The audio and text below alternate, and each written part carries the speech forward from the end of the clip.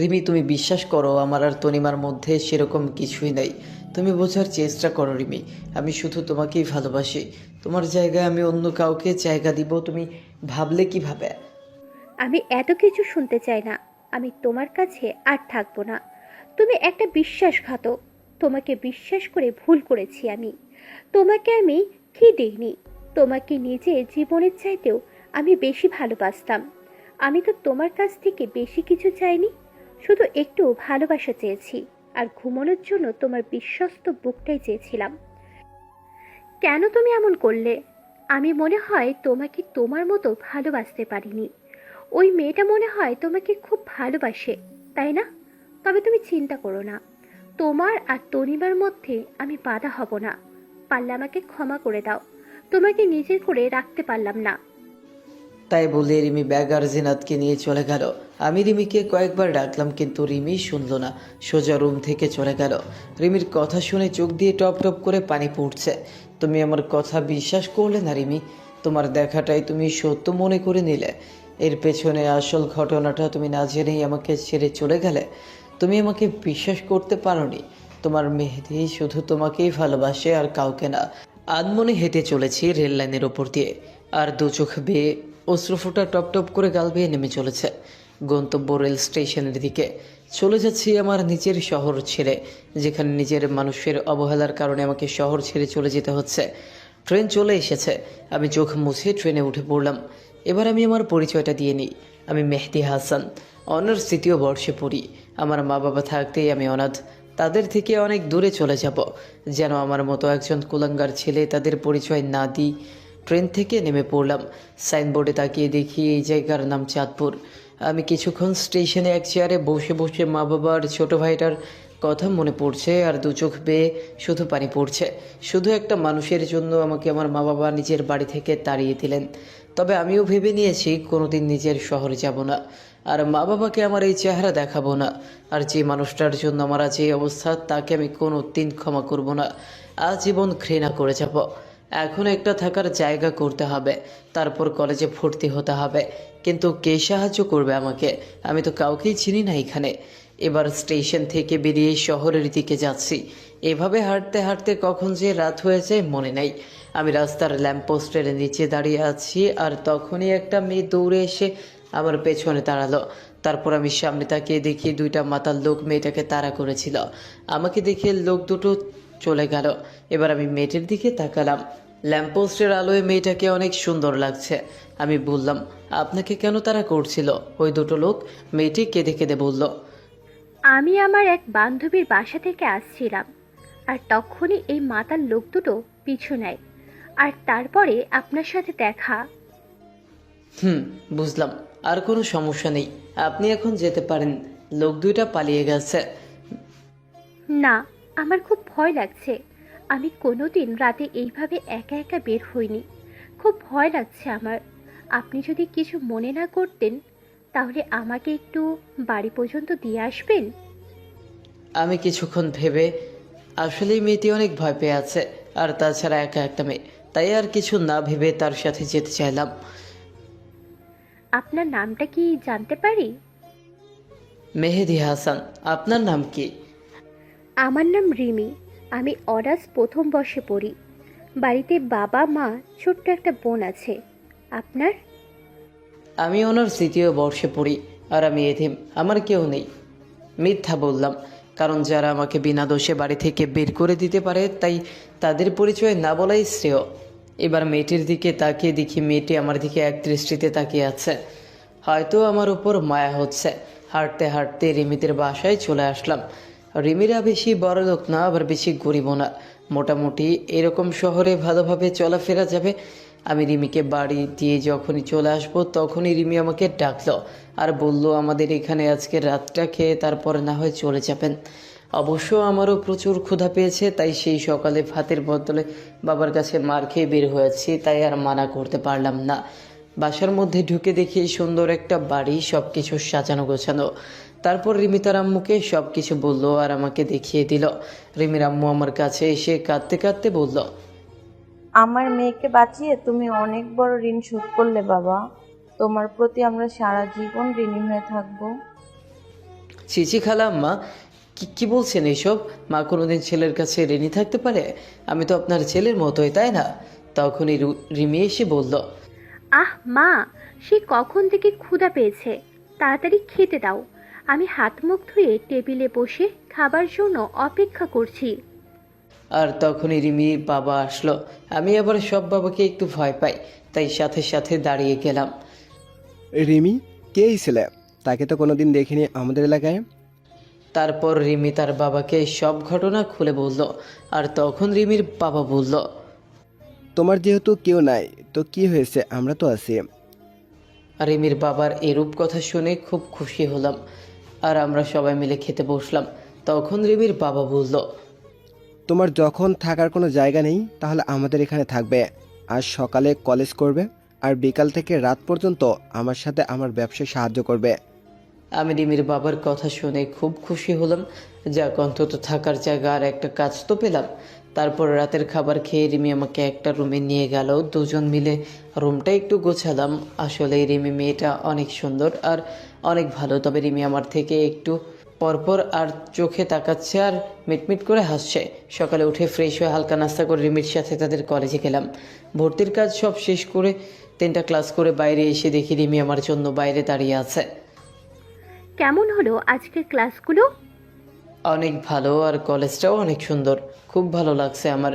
তারপর কলেজ থেকে এসে দুপুরের খাবার খেয়ে খালুজানের সাথে তাদের দোকানে গেলাম। খালুর দোকানটা অনেক বড়, তাই আমি খালুর কাজে সাহায্য করলাম। এভাবে চলতে থাকে আমার নতুন জীবন। এখন আমি অনার্স ফাইনাল ইয়ারে, আর রিমি 3য় বর্ষে। রিমির মা বাবা আমাকে অনেক ভালোবাসে, একদম তাদের নিজের ছেলের মতো। আর রিমির ছোট বোনটা তো আমাকে ছাড়া কিছুই বোঝে না, সব সময় ভাইয়া ভাইয়া করে। আমিও তাকে খুব ভালোবাসি। রিমির ছোট বোনের নাম হলো মিমি, তবে রিমির ব্যবহার দেখে আমি খুব অবাক হই। মেয়েটা এত ভালো, আর মাঝে মাঝে রিমির আচরণ দেখে মনে হয় রিমি আমাকে খুব ভালোবাসে। আমার কখন কি লাগবে সব সময় চোখে চোখে রাখবে, কেয়ার করবে, মিষ্টির শাসন করবে। রিমির মিষ্টির শাসন আর কেয়ার গুলো খুব ভালো লাগে।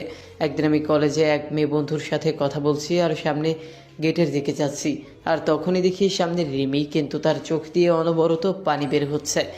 আমি আমার বন্ধুর কাছ থেকে বিদায় নিয়ে যেই রিমির কাছে যাব, তখনই ঠাস, রিমি আমাকে অনেক জোরে একটা থাপ্পড় মারলো। থাপ্পড় মেরে রিমি চলে গেল বাসায়। আর আমি মাথা নিচু করে দাঁড়িয়ে আছি। চোখ দিয়ে 2 ফোঁটা জল বেরিয়ে আসলো। আবার সেই পুরনো কথা মনে করিয়ে দিল। 2 বছর আগে ঠিক একইভাবে আমাকে চড় মেরেছিল আমার এক খুবই কাছের মানুষ। খুব কষ্ট পেয়েছিলাম তখন।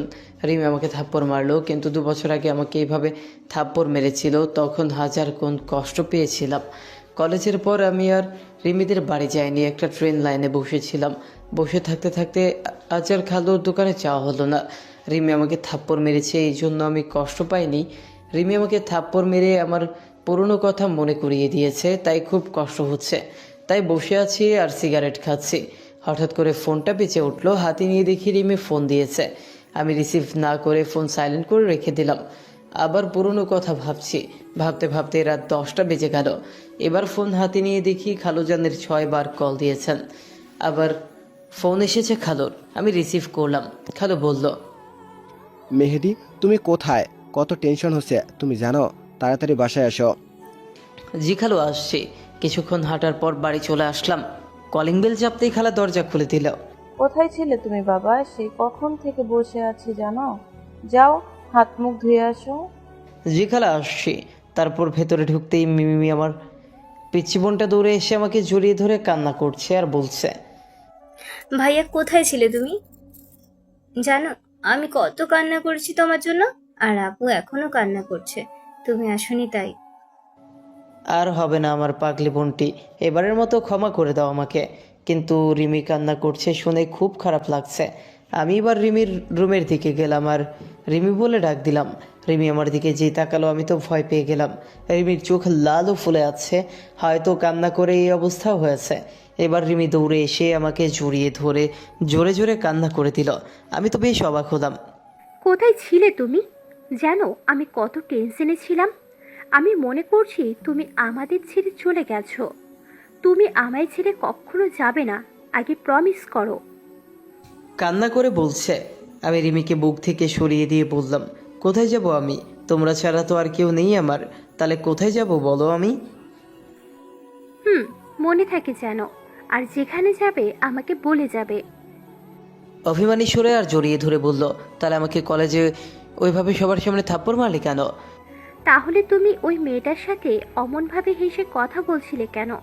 তুমি জানো কতটা কষ্ট হয়েছিল? কই হেসে কথা বলছি? আর ও তো আমার ক্লাসমেট, ওর সাথে তো কথা বলতেই পারি। আর ওর সাথে কথা বলেছি তো তোমার কে? আমার কি মানে? আমি তোমাকে ভালোবাসি, আমার নিজের জীবনের থেকেও তোমাকে ভালোবাসি। তোমার সরলতাকে আমি ভালোবেসে ফেলেছি। এবার আমি রিমির থেকে এক ঝটকায় দূরে সরে আসলাম। কি বলছো এসব তুমি? জানো তুমি কি বলছো? আরে হয় না রিমি, আমি একজন এতিম। তোমার বাবা আমাকে আশ্রয় দিয়েছেন, আমি তার সাথে বিশ্বাসঘাতকতা করতে পারবো না। আর তাছাড়া তোমার বাবা জানতে পারলে আমাকে কোনো দিন ক্ষমা করবেন না। আমাকে তুমি ভুলে যাও। রিমি এবার জোরে জোরে কান্না করতে লাগলো আর বলল, আমি বাবাকে সব বুঝিয়ে বলবো। প্লিজ আমাকে ফিরিয়ে দিও না। কান্না করতে করতে বলল, প্লিজ রিমি এমন পাগলামো করো না। আর সবাই বাড়িতে আছে, কেউ শুনে ফেললেই আমায় সবাই ভুল বুঝবে রিমি। আমি আর কথা না বাড়িয়েছি রিমির রুম থেকে বাইরে আসবো, তখন দেখি রিমির মা দরজার পেছনে দাঁড়িয়ে আছে। হয়তো সব শুনে ফেলে দিছে। আমি রিমির মার দিকে তাকিয়ে দেখি রিমির মা কান্না করছে। হয়তো রিমির চোখে পানি রিমির মা সহ্য করতে পারেনি। আমি রিমির মার কাছে গিয়ে বললাম, খালাম্মা, রিমির কোনো দোষ নেই, সব দোষ আমার। ওকে কিছু বলবেন না। আর কাল সকালে আমি এই শহর ছেড়ে চলে যাব। শুধু আজকের রাতটুকু থাকতে দিন। খালাম্মা কিছু বলল না, শুধু চোখ দিয়ে পানি পড়ছে। আমি বলে নিজের রুমে চলে এলাম আর রুমের দরজা বন্ধ করে দিলাম আর কান্না করতে লাগলাম। আবার সেই 2 বছর আগের পুরনো কথা মনে পড়ে গেল। সেদিনও ঠিক এইভাবেই আমাকে একজন জড়িয়ে ধরেছিল আর এই কথাগুলো বলেছিল। তবে সেই কথাটা মিথ্যা কথা আর অভিনয় হতে পারে, এটাই আমার ন্যায্য পাওনা। পুরনো কথা ভাবতে ভাবতে আবার চোখ দিয়ে অনবরত পানি পড়ছে। এভাবেই সারা রাত কাটিয়ে দিলাম। আর এদিকে রিমির মা রাতে ঘটে যাওয়া সব কাহিনী রিমির আব্বুকে বলল। রিমির আব্বু বলল, ছেলেটা বেশ ভালো, খুব সহজ সরল, যেইটাই বলি সেইটাই শোনে, কোনোদিন কথার প্রতি খেলাপ করেনি। আর ছেলেটা ভালো শিক্ষিত, রিমির সাথে ভালো মানাবে। আর মিনিকে একেবারে ছোট বোনের মতো দেখে। তাই ভাবছি কাল সকালে মেহেদির সাথে কথা বলে রিমির সাথে বিয়ের কথা সেরে ফেলবো। পরের দিন খুব সকালে উঠে আমি আমার ব্যাগপত্র গুছিয়ে রিমির বাবার জন্য একটা চিঠি লিখে সেটা বিছানার ওপর রেখে বাড়ি থেকে বেরিয়ে পড়লাম। আবার রেল স্টেশনের দিকে হাঁটতে ধরলাম। আবার কোনো অন্য শহরে চলে যেতে হবে, এটা ভেবেই খুব কান্না পাচ্ছে যে রিমি মেয়েটা খুব ভালোবাসে আমায়। আর পাগলি বোনটিকে খুব মিস করব। খালা খালুকে খুব মনে পড়বে, কিন্তু কিচ্ছু করার নেই। আমি ট্রেনের জন্য স্টেশন বসে আছি। ট্রেন আসতে 1 ঘন্টা দেরি হবে।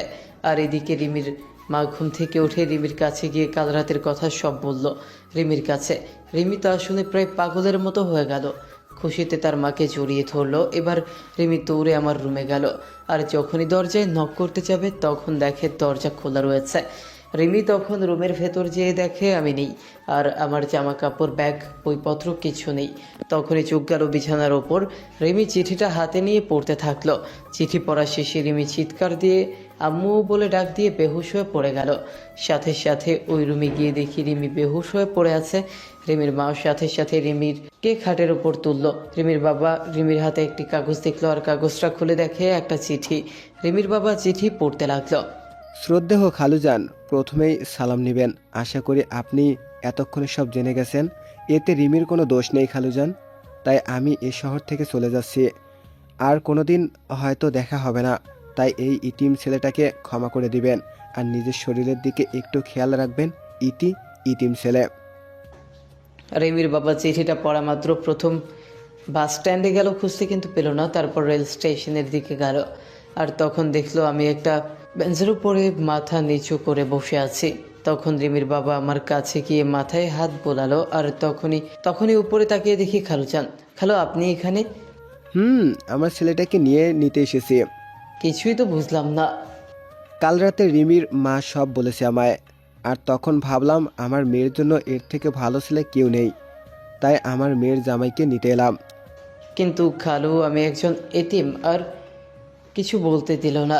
চুপ, আর কোনোদিন নিজেকে ইতিম বলবে না, আমরা কেউ না তোমার। তারপর আমি খালুকে জড়িয়ে ধরলাম। তারপর আমি আর খালু বাড়ি চলে আসলাম। এসে দেখি দুই মহারানী আমার উপর রাগ করে আমার সাথে কথা বলছে না। আমি প্রথমে মিমির কাছে গেলাম, তারপর আমার বোনটিকে কোলে তুলে নিলাম আর দুই গালে দুইটা পাপ্পি দিয়েছি। অমনি হেসে দিল। যাক বাবা, ছোটটার তো রাগ ভাঙাতে পারলাম, এখন বড়টাকে দেখতে হবে। আমি রিমির রুমে গেলাম, যে দেখি রিমির চোখ লাল হয়ে আছে। বুঝতে পারলাম খুব কান্না করছে। আমি চলে যাওয়ার পর আমি এবার রিমির সামনে গিয়ে বললাম, সরি রিমি, আর কোনোদিন তোমায় ছেড়ে যাব না। দেখলাম রিমির কোনো পাত্তাই নেই, তাই রিমির হাত ধরে সোজা আমার বুকে টেনে নিলাম। রিমি ছাড়ানোর চেষ্টা করছে, বাট পারছে না। প্লিজ রিমি, আমায় তুমি ক্ষমা করে দাও। কথা দিচ্ছি আর কোনো দিন তোমায় ছেড়ে যাব না। না, তোমার কোনো ক্ষমা নেই, আর আমি আপনাকে ভালোবাসি না। সত্যি ভালোবাসো না? না। তাহলে আর কি করার, আবার চলে যাই, আর কোনোদিন আসবো না। এই কথা বলে যে আসতে যাব, আর তখনই রিমি আমাকে শক্ত করে ছড়িয়ে ধরল। না, তোমাকে কোনোদিনও যেতে দিব না। তোমাকে শক্ত করে জড়িয়ে ধরে রেখে দেব। আমিও পাগলিটাকে শক্ত করে জড়িয়ে ধরলাম। হঠাৎ করে রিমির ছোট বোন মিমি চলে আসলো। কি ভাইয়া, বউকে পেয়ে নিজের বোনকেও ভুলে গেলেন? আরে আমার পিচ্ছি বুড়িটা, তোমাকে আমি ভুলে যেতে পারি? তুমি আমার কলেজার ছোট পিচ্ছি বোন।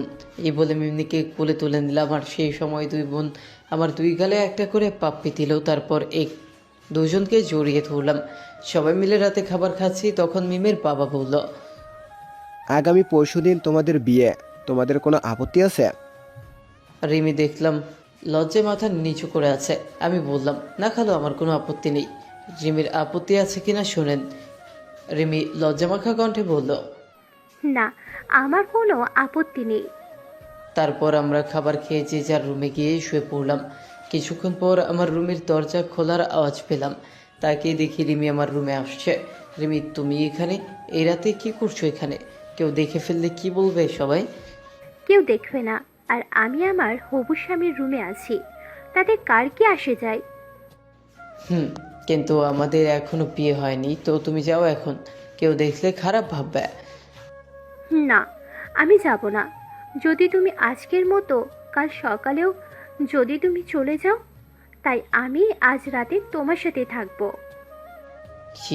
কি বলছো তুমি? তোমার মাথা ঠিক আছে? বিয়ের আগে একটা ছেলে আর একটা মেয়ে একসাথে ঘুমাবে, আর আমি কোথাও যাব না তোমাকে ছেড়ে। তা আমি শুনবো না। আমি আজ এখানেই তোমার সাথে ঘুমাবো, আর কেউ যদি আমাকে রাখতে না চায়, তাহলে আমি সারা রাত বসে বসে কান্না করব। আচ্ছা ঠিক আছে, তুমি বিছানায় ঘুমাও, আমি নিচে শুয়ে পড়ছি। না, তুমি আমার সাথে বিছানায় ঘুমাবে। এই চিল্লাচ্ছ কেন? কেউ শুনে ফেলবে। তুমি বিছানায় না আসলে আমি আরো চিল্লাবো। আচ্ছা ঠিক আছে, বিছানায় ঘুমাবো। এবার আমি বিছানায় গিয়ে খাটের এক পাশে শুয়ে পড়লাম, আর রিমি আমার এক পাশে শুয়ে পড়লো। শুয়ে শুয়ে দুজন গল্প করছি, আর তখনই রিমি আমাকে জড়িয়ে ধরলো।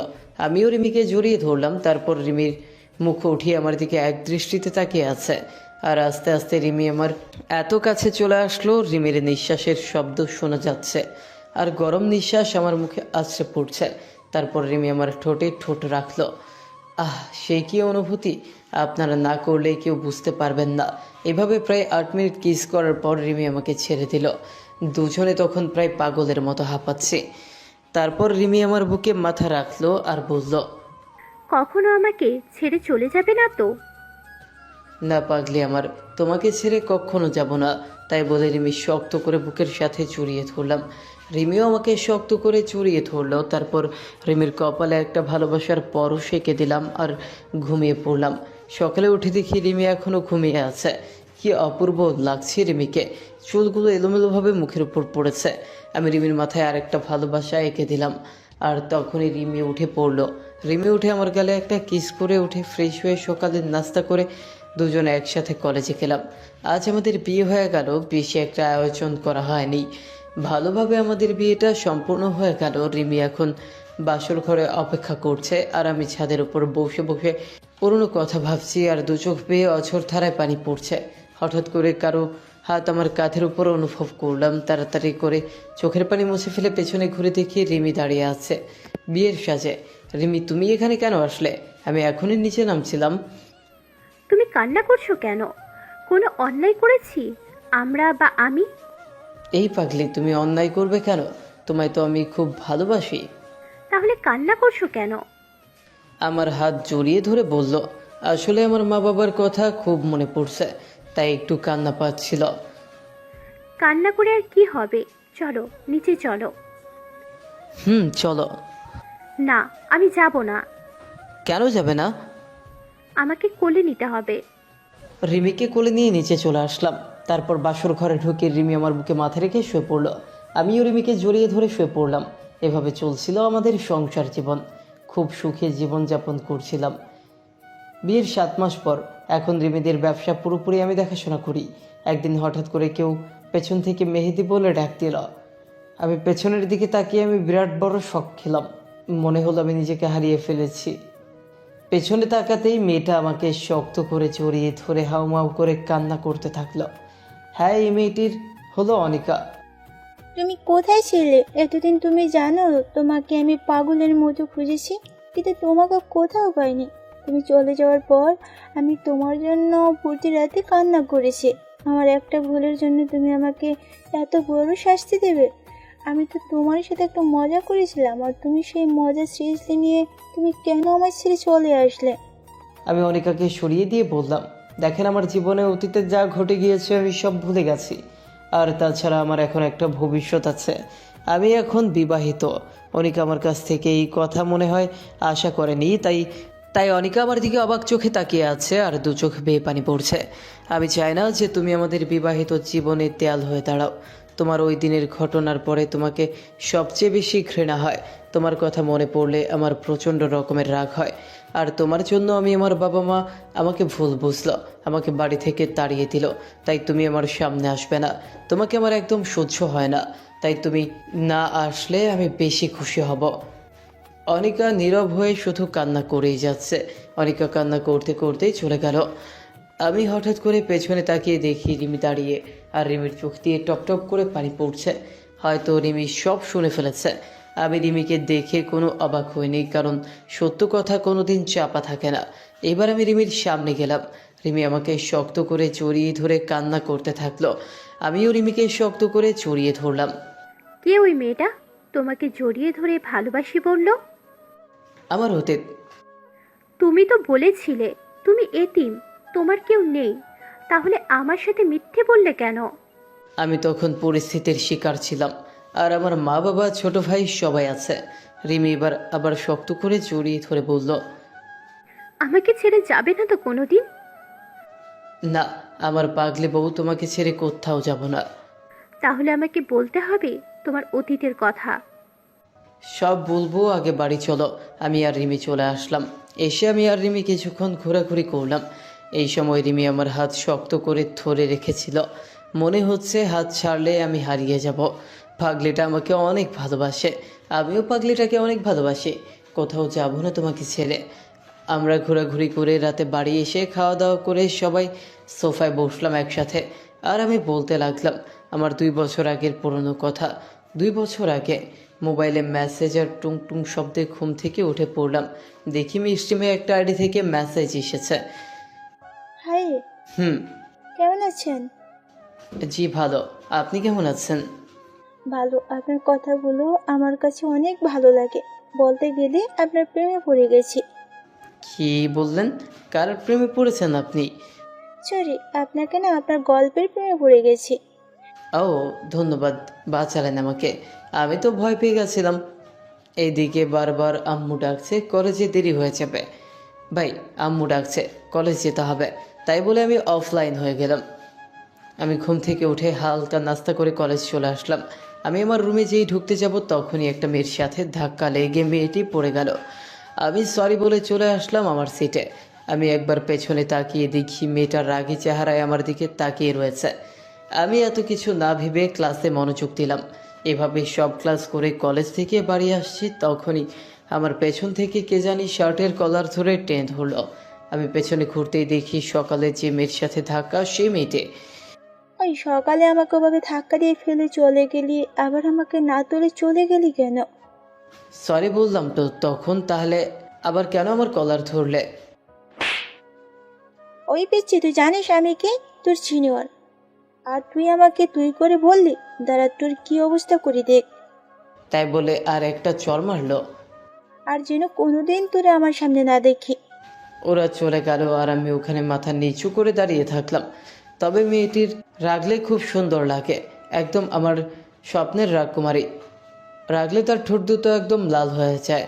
আমি তো রাজকুমারীর প্রেমে পড়ে গেলাম। মনে হচ্ছে গাল দুইটা ধরে শুধু চুমু খাই। আমি চলে আসছি, তখন আমার এক বন্ধু বলল, কি রে অনিকা, তোকে মারলো কেন? তাহলে মেয়েটির নাম অনিকা। বাহ, নামের সাথে চেহারার কত মিল। কি রে, কি ভাবছিস? আর জানিস অনিকাকে? অনিকা হলো এই এলাকার নেতার মেয়ে, সেজন্য এত দেমাগর। সব ছেলেরা ওকে ভয় পায়। কিন্তু আমি ভয় পাই না দোস্ত, তুই আমাকে নিয়ে চিন্তা করিস না। দেখিস একদিন অনিকা আমার হবে। মানে কি বলতে চাস তুই?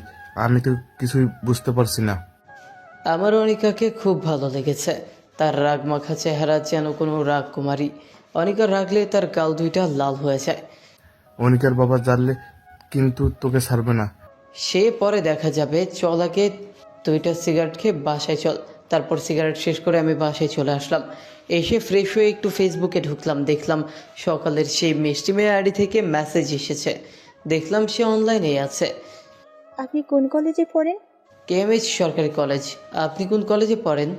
ও মা, আমিও তো ওই কলেজে পড়ি। কোন ইয়ারে পড়েন আপনি? অনার্স 3rd ইয়ারে। আপনি কোন ইয়ার? আমি 2nd ইয়ার। তাহলে কাল সকাল 10টায় বড় আম গাছের নিচে আসবেন। আমি আপনাকে দেখব। যে এত সুন্দর গল্প লেখে তাকে একটু দেখব। ঠিক আছে, আসবো। এখন ভাই, পরের দিন আমি একটু দেরি করে কলেজে গেলাম। যে দেখি অনিকা সে আম গাছের নিচে একা দাঁড়িয়ে আছে, আর মনে হয় কারোর জন্য অপেক্ষা করছে। তারপর আমাকে সেই মেয়েটি মেসেজ দিল, লেখক সাহেব কোথায় আপনি? আপনি কোথায় আছেন? আর আমি কলেজে চলে আসছি। আমি আম গাছের নিচে দাঁড়িয়েছি। আমি আবার গাছের নিচে তাকালাম, দেখি অনিকা ছাড়া আর কেউ নেই। এবার আমি মনে মনে একটু খুশি হলাম। তাও শিওর হওয়ার জন্য আমি আবার ওকে মেসেজ দিলাম, আপনি কি হলুদ ড্রেস পরে আছেন? তাহলে আপনি চলে আসেন, আমি আপনাকে দেখব। এবার আমি মনে মনে প্যান্ট ডান্স দিচ্ছি। আমি লুঙ্গি পরিনি, তাই প্যান্ট পরেই একটু ডান্স দিলাম। তখন আমি ভাবলাম, ওকে এভাবে দেখা দেওয়া যাবে না, আমাকে সবার সামনে চর মারা, তাই না? এবার দেখ আমি কি করি। ম্যাডাম, আমি আপনার সাথে দেখা করতে পারবো না। কেন পারবেন না? আমি কি কোনো অপরাধ করেছি? আপনার অনেক দোষ আছে। কি অপরাধ বলেন? যদি সত্যি আমি কোনো অপরাধ করে থাকি তাহলে সেইগুলো আমি সব শুধরে নেব। তুমি তোমার বাবার পাওয়ার কলেজে দেখাতে পারবে না, আর সবার সাথে ভালো ব্যবহার করতে হবে। আর গতকাল যাকে কলেজ শেষে চর মারছো তাকে সরি বলতে হবে, আর তার সাথে ফ্রেন্ডশিপ করতে হবে। যদি এসব কথা মানতে পারো তাহলে আমার সাথে তুমি দেখা করতে পারবে। আমি রাজি, আমি সব করতে পারবো। তারপর আমি ক্লাসরুমে যাচ্ছি, তখন অনিকা আমার সামনে আসলো। ওই পিচ্ছি শোন, জি বলেন। কাল তোকে চড় মারার জন্য সরি। আর আমি কি ফ্রেন্ড হতে পারি? আমার দিকে হাত বাড়িয়ে এবার আমি না করে দিলাম। অনিকাকে একটু ভোগাতে হবে, আমিও কম কিসের, আমাকে চর মারা, তাই না? এবার দেখবি কত ধারে কত চাল। কেন করবে না আমার সাথে বন্ধুত্ব? আর আমি বললাম তো কালকের জন্য সরি। আমি আপনার সাথে বন্ধুত্ব করব না। আপনি একটুও ভালো না, সবসময় ছেলেদের সাথে খারাপ ব্যবহার করেন। যদি আবার আমার সাথে করেন? আমি বললাম তো সরি। আর কালকে আমার মাথা ঠিক ছিল না, একটু রাগ করে বাসা থেকে বের হয়েছিলাম, তাই তোকে ওই চটটা মারছিলাম। ও, তাহলে অন্যের উপর রাগ আমার উপর ছাড়লেন? আমি আসলেই সরি। আর কোনো দিন তোকে কেন আর কোনো ছেলেকেই মারবো না। এবার তো আমার সাথে বন্ধুত্ব কর। ওকে, বন্ধুত্ব করতে পারি, কিন্তু আমার একটা শর্ত আছে। কি শর্ত বলো? আমি যা বলবো তাই শুনতে হবে।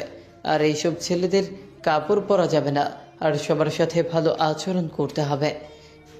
ওই পিচ্ছি, তুই আমার হুকুম করার কে হুন? আর আমি তোর কোনো কথা মানতে পারবো না। ওকে, তাহলে আমিও তোমার সাথে বন্ধুত্ব করতে পারবো না। আচ্ছা, তোর শর্তে আমি রাজি। আচ্ছা, আমি এখন ক্লাসরুমে যাই। আর হ্যাঁ, আর একটা কথা, কলেজ শেষে আমার জন্য দাঁড়িয়ে থাকবা, একটা কাজ আছে। তাই বলে আমি ক্লাসরুমে চলে আসলাম। আসলে অনেকে জানে না যে ফেসবুকের মেহেদি হাসান আর আমি একই ব্যক্তি। আসলে কোনোদিন পিক দিইনি তো, তাই চিনতে পারিনি। এসে দেখি স্যার এখনও ক্লাসে আসেনি, তাই একটু ফেসবুকে ঢুকলাম। ফেসবুকে ঢুকে দেখি অনেকে মেসেজ দিয়েছে আর একটি পিকও আছে।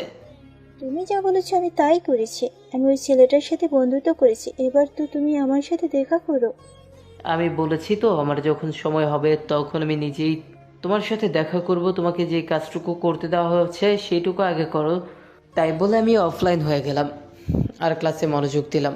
ক্লাস শেষে আমি বাইরে এসে দেখি অনিকা একা একা সেই বড় আম গাছটার নিচে দাঁড়িয়ে আছে। আমি অনিকার কাছে গিয়ে বললাম, চলো আজ দুজনে মিলে ঘুরতে যাব আর একটা রেস্টুরেন্টে দুপুরে খাবার খাবো। অনিকা আমার কথা শুনে সোজা আমার কলার ধরে বলল, কি বললি? আমি তোর সাথে ঘুরতে যাবো তুই ভাবলি কি করে? ওই তোর নাম কি? ঘুরতে না গেলে বন্ধুত্ব আমি করব না তোমার সাথে। তারপর অনিকা কিছুক্ষণ ভেবে বলল, ওকে আমি রাজি। তারপর আমি আর অনিকা একটা রিকশায় উঠে চলে আসলাম একটা নদীর তীরে। রিকশায় আসার সময় অনিকা আমার সাথে একটা কথাও বলেনি। তারপর আমরা একটা নদীর তীরে চলে আসলাম। অনিকা নদীর তীরে দাঁড়িয়ে আছে আর অনিকার চুলগুলো বাতাসে এলোমেলোভাবে উড়ে বেড়াচ্ছে। আর অনিকা সেই চুলগুলো কানের কাছে নিয়ে এসে বারবার চুল ঠিক করতে ব্যস্ত হয়ে পড়েছে। অনিকাকে কি সুন্দর লাগছে। মনে হচ্ছে আমি পেছন থেকে আলতো করে জড়িয়ে ধরে হাজারবার আমি তোমাকে ভালোবাসি বলতে ইচ্ছে করছে, কিন্তু ইচ্ছে থাকলেও উপায় নেই। অনিকা বলল, ওই তোর নাম কি? আমার নাম মেহেদি হাসান। তারপর অনিকা আমার দিকে কেমন দৃষ্টিতে তাকিয়ে রইল। তারপর আরেকটু ঘোরাঘুরি করে চলে আসলাম একটা রেস্টুরেন্টে। তারপর কিছু খাবার খেয়ে যে যার বাড়ি চলে আসলাম। বাড়ি এসে ফ্রেশ হয়ে বিকেলে বন্ধুদের সাথে একটু আড্ডা দিচ্ছি আর সিগারেট টানছি। আর রাতের খাবার খেয়ে শুয়ে শুয়ে ফেসবুকে লগ ইন করে অনিকার সাথে কিছু কথা বলে ঘুমিয়ে পড়লাম। পরের দিন সকালে ঘুম থেকে উঠে ফ্রেশ হয়ে কলেজে চলে আসলাম। কলেজে এসে দেখি অনিকা এখনও আসেনি, তাই একটু বন্ধুদের সাথে আড্ডা দিচ্ছি। তখনই অনিকা আসলো। অনিকাকে আজ কালো ড্রেস পরে অনেক সুন্দর লাগছে, মনে হচ্ছে আমার স্বপ্নের রাজকুমারী। তারপর অনিকা তার বান্ধবীদের কাছে গেল আর মোবাইলের দিকে তাকিয়ে আছে। মনে হয় ফেসবুকের একটি অ্যাক্টিভ আছে, তাই আমিও ফেসবুকে লগ ইন করলাম আর মেসেজ দিলাম, আজ তোমাকে অনেক সুন্দর লাগছে। এমনভাবে কলেজে আসলেই তো আমি তোমার প্রেমে পড়ে যাব। আর তুমি চোখে কাজল দাওনি কেন? এর পরের বার যেন দুই চোখে কাজল পড়তে ভুল না হয়। এবার দেখি অনিকা আশেপাশে হয়রানি হয়ে আমাকে খুঁজছে, কিন্তু পাচ্ছে না। তখন আবার অনিকা মেসেজ দিল, কোথায় তুমি? প্লিজ একবার আমার সামনে এসো। তোমাকে দেখতে খুব ইচ্ছা করছে। আমাকে খুঁজে লাভ নেই, আর আমি সময় হলে তোমাকে দেখা দিব। এই বলে আমি অফলাইন হয়ে গেলাম আর আমি অনিকার সামনে গেলাম। আমি যাওয়াতে অনিকা কিছুটা বিরক্ত হলো মনে হলো। তারপর কিছু কথা বলে আমি চলে আসলাম আমার ক্লাসরুমে। ক্লাস 3টায় শেষ হওয়ার পর স্যার একটু আসতে লেট হচ্ছে বলে আমরা সবাই বসে আড্ডা দিচ্ছি। তখন দেখি অনিকা আর তার বেশ কয়েকটা বান্ধবী আসলো আমাদের রুমে আর সবার উদ্দেশ্যে বলল, এখানে মেহেদি হাসান বলে কেউ আছে? সবাই বলল, না চিনি না। আসলে আমার কলেজে অন্য নাম দেওয়া আছে, তাই সবাই সেই নামেই চেনে। আর মেহেদি হাসান এই নামটি আমার কয়েকটা বন্ধু ছাড়া কেউ জানে না। তারপর অনিকা মোবাইলটা বের করে আমার আইডিটা বের করে বলল, এই আইডিটা কে চিনো? এই আইডিটা না মেহেদি হাসানের। আর মেহেদি হাসান আমাদের কলেজে পড়ে। কেউ জানতে পারলে আমাকে জানাবে। আর তখনই আমাদের ক্লাসে সেরা সুন্দরী বলল, এই মেহেদি হাসান আমাদের কলেজে পড়ে? আমি তো ভাবতেই পারছি না। আমি মেহেদি হাসানের বিরাট বড় একটা ফ্যান। মেহেদির সব গল্প আমি পড়ি। মেহেদিকে যদি কখনো খুঁজে পান তাহলে আমাকে একটু জানাবেন আপু, প্লিজ। আমি তো অবাক। আজ আমি যদি আমার প্রোফাইলে আমার নিজের পিক দিতাম তাহলে অন্তত আজ সিঙ্গেল থাকতে হতো না। এখন নিজের কপালে নিজেই চড় মারতে ইচ্ছে করছে। তারপর কলেজ শেষে আমি বাড়ি এসে ফ্রেশ হয়ে দুপুরের খাবার খেয়ে একটা ঘুম দিয়ে বিকেলে বন্ধুদের সাথে আড্ডা দিতে গেলাম। আড্ডা দিয়ে এসে রাতের খাবার খেয়ে রুমে গিয়ে ফেসবুকে লগ ইন করলাম। তখন দেখি অনিকা অ্যাক্টিভ রয়েছে। আমি অনিকাকে মেসেজ দিলাম, তুমি আমাকে ওভাবে প্রতিটা ক্লাসে খুঁজছিলে কেন? তুমি ভালো করেই জানো আমাকে তুমি পাবে না। তোমাকে দেখতে খুব ইচ্ছা করেছিল, তাই নিজেকে আর সামলাতে পারিনি। আর যেন কোনোদিন তোমাকে এইভাবে আমাকে খুঁজতে না দেখি। আমার সময় হলে আমি নিজেই তোমার সাথে দেখা করে নিব। আর কিছু না বলে চ্যাট অফ করে ঘুমিয়ে পড়লাম। এভাবে আমার আর অনিকার মেসেঞ্জারে নিয়মিত কথা হয়। অনিকা আমাকে অনেক কেয়ার করে, অনেক শাসন করে। অনিকা মনে হয় আমাকে ভালোবাসে। অনিকার কথাতে অনেক বুঝতে পারি যে অনিকা আমাকে ভালোবাসে। আর এদিকে অনিকার সাথে আমার ভালোই বন্ধুত্ব তৈরি হয়েছে। আমাকে দেখে আর বিরক্ত হয় না। আজ কলেজ শেষে বিকেলে বন্ধুদের সাথে আড্ডা দিতে গেছি, আর আমার এক বন্ধুর সাথে কোনো একটা বিষয় নিয়ে অনেক কথা কাটাকাটি হয়, তাই আমি রাগ করে বাড়ি চলে আসলাম। এসে কিছুই ভালো লাগছে না, তাই ঘুমিয়ে পড়লাম। আজ আর অনিকার সাথে কথা হলো না। এভাবে 2 দিন আমি কলেজে যাইনি আর ফেসবুকে লগ ইন করিনি। আজ 2 দিন পর আমি কলেজে যাচ্ছি। কলেজের গেট দিয়ে ঢুকতে যাব, তখনই দেখি অনিকা গেটের কাছে দাঁড়িয়ে আছে। আমি অনিকার চোখের দিকে তাকিয়ে রীতিমতো ভয় পেয়ে গেছি। চোখ দুটো লাল আর ফুলে আছে, মনে হয় 2 দিন ধরে শুধু কান্না করেছে। অনিকা, তোমার কি হয়েছে? তোমার চোখ ফুলে আছে কেন? তারপর অনিকা সোজা আমার কলার ধরে টানতে টানতে 5তলায় একটা বিল্ডিংয়ে নিয়ে যায়। এখানে সাধারণত কেউ আসে না, আর কোনো ক্লাসও হয় না। কি ব্যাপার, তুমি আমাকে এখানে নিয়ে আসলে কেন?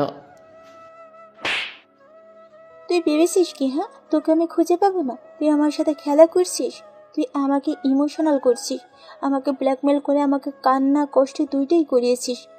কি বলছো তুমি? আমি তো কিছুই বুঝতে পারছি না। আর তুমি কান্না করছো কেন? ওই, আমি কি বলছি মানে তুই কিছুই বুঝতে পারছিস না? তোকে আমি ভালোবাসি, তুই বুঝিস না? তোকে এত কেয়ার করি, এত শাসন করি, কি জন্য করি তুই জানিস না? আর এসব করে কাদের? যারা নিজের জীবনের থেকে তাদের কাছে প্রিয়, তাদের কেয়ার করে। কেন তুই বুঝিস না আমি তোকে অনেক ভালোবাসি? আমিও তোকে অনেক ভালোবাসি রে পাগলি। সেই জন্যই তো তোর সাথে বেশি কথা বলতাম। এবার অনিকা দৌড়ে এসে আমাকে শক্ত করে জড়িয়ে ধরলো। আমিও আমার পাগলিটাকে শক্ত করে জড়িয়ে ধরলাম। এভাবে কিছুক্ষণ থাকার পরে দেখি অনিকার বাবা, অনিকার বড় ভাই আর আমার সেই বন্ধু চলে আসছে। আমি সাথে সাথে অনিকাকে ছেড়ে দিলাম, আর অনিকার বাবা বড় একটা নেতা। এবার অনিকার ভাই আরও কিছু লোকজন নিয়ে আমাকে মাটিতে লাথি মারতে লাগলো, আর অনিকার বাবা অনিকাকে টানতে টানতে নিয়ে গেল। আর এদিকে মার খাওয়ার জন্য আমার নাক মুখ দিয়ে অনেক রক্ত পড়তে লাগলো। তবুও তারা একভাবে মেরেই যাচ্ছে। কখন যে বেহুশ হয়ে গিয়েছি মার খেতে খেতে। আমি বেহুশ হয়ে যাওয়ার পরেও মনে হয় আমাকে অনেক মেরেছে। তারপর আমার যখন জ্ঞান ফিরল, তখন আমি নিজেকে প্রিন্সিপালের অফিসে আবিষ্কার করলাম। আস্তে আস্তে যখন চোখ খুললাম, তখন সামনে দেখি অনিকার আব্বু আর তার বড় ভাইয়া আছে। আর এদিকে দেখি আমার আব্বু আর আমার আম্মু রয়েছে। আম্মু আমাকে চোখ খুলতে দেখে একভাবে কান্না করেই যাচ্ছে। খুব কষ্ট হচ্ছে উঠতে, শরীরে খুব ব্যথা, কোনোভাবেই উঠতে পারছি না। তখন আমার মামাকে সাহায্য করতে আসছিল, তখন বাবা মাকে আটকে দিল। আব্বু মনে হয় আমার উপর অনেক রাগ করে আছেন। এবার আমি অনিকার দিকে তাকালাম, দেখি অনিকা চুপ করে মাথা নিচু করে দাঁড়িয়ে আছে, আর চোখ দুইটা লাল ও ফুলে আছে। এবার অনিকার বাবা বলা শুরু করলো। দেখুন প্রিন্সিপাল সাহেব, আমি আপনাকে অনেক সম্মান করি, সেহেতু আপনার উপর কোনো কথা বলবো না আমি। এই ছেলে আমার মেয়েকে গত 6 মাস ডিস্টার্ব করছে আর বারবার প্রেমের প্রস্তাব দিয়েছে। আমার মেয়ে যখন তার কথা রাজি হয়নি, তখন সে আমার মেয়ে গিয়ে নিয়ে ধস্তাধস্ত করার চেষ্টা করে। এখন আপনি যা মনে করেন তাই বিচার করুন। চাইলে আমার মেয়ে অনিকাকে প্রশ্ন করতে পারেন। আমার কথা বলার কোনো শক্তি নেই, খুব পানির তৃষ্ণা পেয়েছে, গলা একদম শুকিয়ে গেছে, মন কথা বলতে পারলাম না। এবার আমাদের প্রিন্সিপাল অনিকাকে প্রশ্ন করলো। অনিকা মামুনি, তোমার বাবা যা বললো সব কি সত্যি কথা? তুমি ভয় পাচ্ছ মামুনি? এখানে ভয় পাওয়ার কি আছে? তুমি নির্ভয়ে বলো মামুনি, কেউ তোমার কিচ্ছু বলবে না। আমি নিশ্চিত ছিলাম যে অনিকা আমাকে ভালোবাসে, সে মিথ্যা বলবে না। কিন্তু অনিকা আমার ভালোবাসাকে অপমান করলো, আমার বিশ্বাসকে মাটি চাপা দিল, আমাকে মিথ্যা অপবাদে ফাঁসিয়ে দিল, যে আমি কোনোদিন অনিকার কাছ থেকে আশা করিনি। আচ্ছা, ওই ছোট লোকের বাচ্চাটা আমাকে প্রতিদিন ডিস্টার্ব করতো। আমি প্রতিদিন মানা করার পরও আমাকে প্রতিদিন ডিস্টার্ব করতো। আজ আমি ওকে চড় মারতে গিয়েছি, তখন আমাকে টানতে টানতে 5তলায় নিয়ে গিয়ে আমাকে। আমি অনিকার কথা শুনে আমার মাথায় আকাশ ভেঙে পড়ল।